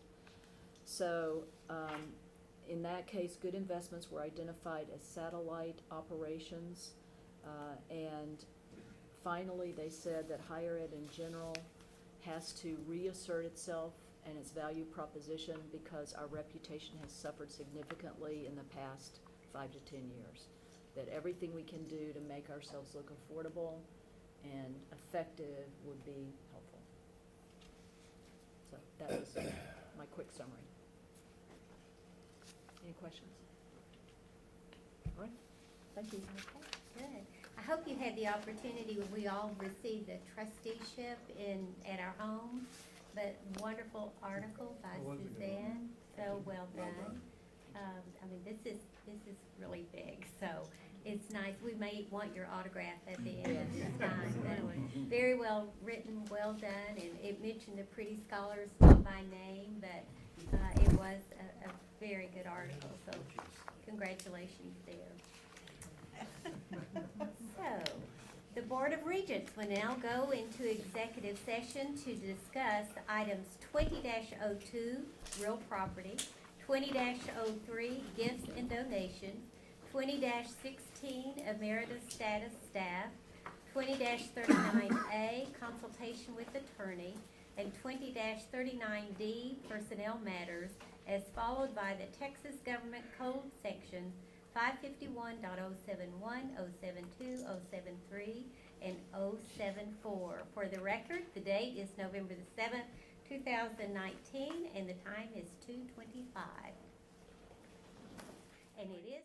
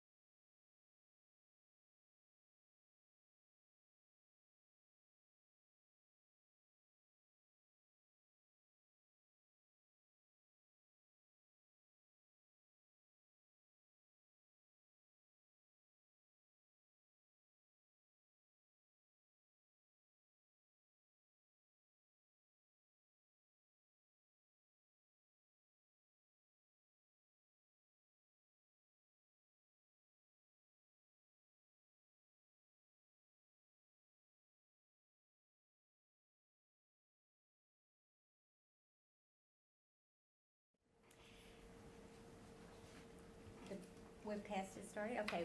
The closed session is complete. The only items discussed were the items announced and no votes were taken. Item 20-02, real property. Is there a motion? Madam Chair, I'll make the motion that the Board of Regents authorize the President to work with the Chairman of the Board of Regents to purchase the real property located at 2733 Midwestern Parkway in Wichita Falls, Texas, known as the 2733 property, with the purchase price not to exceed the independent appraised value of the property, and further authorize the Chairman and for the President to execute any necessary contracts, affidavits, agreements, deeds, or other documents on behalf of the Board as necessary to conclude such transaction. Thank you. Is there a second? Second? Any discussion? All in favor, please say aye. Aye. Opposed, same sign. The motion carries. Item 20-03, gifts or donations. Yes, Madam Chair. I move the Board of Regents approve the gift agreement in connection with and subject to the university's purchase of the real property situated at 2733 Midwestern Parkway in Wichita Falls, Texas, 76308. You've heard the motion. Is there a second? Second. Any discussion? All those in favor, please say aye. Aye. Opposed, same sign. The motion carries. Gifts or donations 20-03 again? No, 04. No, it's 04. Sorry. Sorry. Okay. No. What is it? It is 03. 03. Thank you. Madam Chair, I move that the Board of Regents authorize the President to work with the Chairman of the Board of Regents to accept and finalize the bid of .021 acres of land out of a 1.043 acre tract adjacent to the university, 3405 Glenwood, and authorize the Chairman of the Board and/or the President to execute any necessary contracts, affidavits, agreements, deeds, or other documents on behalf of the Board as necessary to conclude such transaction. You've heard the motion. Is there a second? Second? All those in favor, please say aye. Opposed, same sign. The motion carries. Thank you. Emeritus status staff, 20-16. Is there a motion? Yes, Madam Chair, I move that the following individual be granted emeritus status for MSU. Mr. Doug Elder, head soccer coach, 18 years. You've heard the motion. Is there a second? Second. All those in favor, please say aye. Aye. Opposed, same sign. The motion carries. Thank you. This concludes our, I don't have an ending here, do I? Yes. Let me see where that might be. Okay, is there anything more to come before the board today? If not, this concludes our business. Our next meeting will be Thursday, February the 13th. You will soon hear from Ms. Barrow inviting you to participate in the December graduating ceremony. I hope you all will take advantage of that. As a reminder, we encourage all regents to participate in at least one ceremony each year, either December or May. Our speaker in December will be Margie Reese, Director of the Wichita Falls Alliance for Arts and Culture. Thank you again for your attendance and participation in our meeting today. We are adjourned.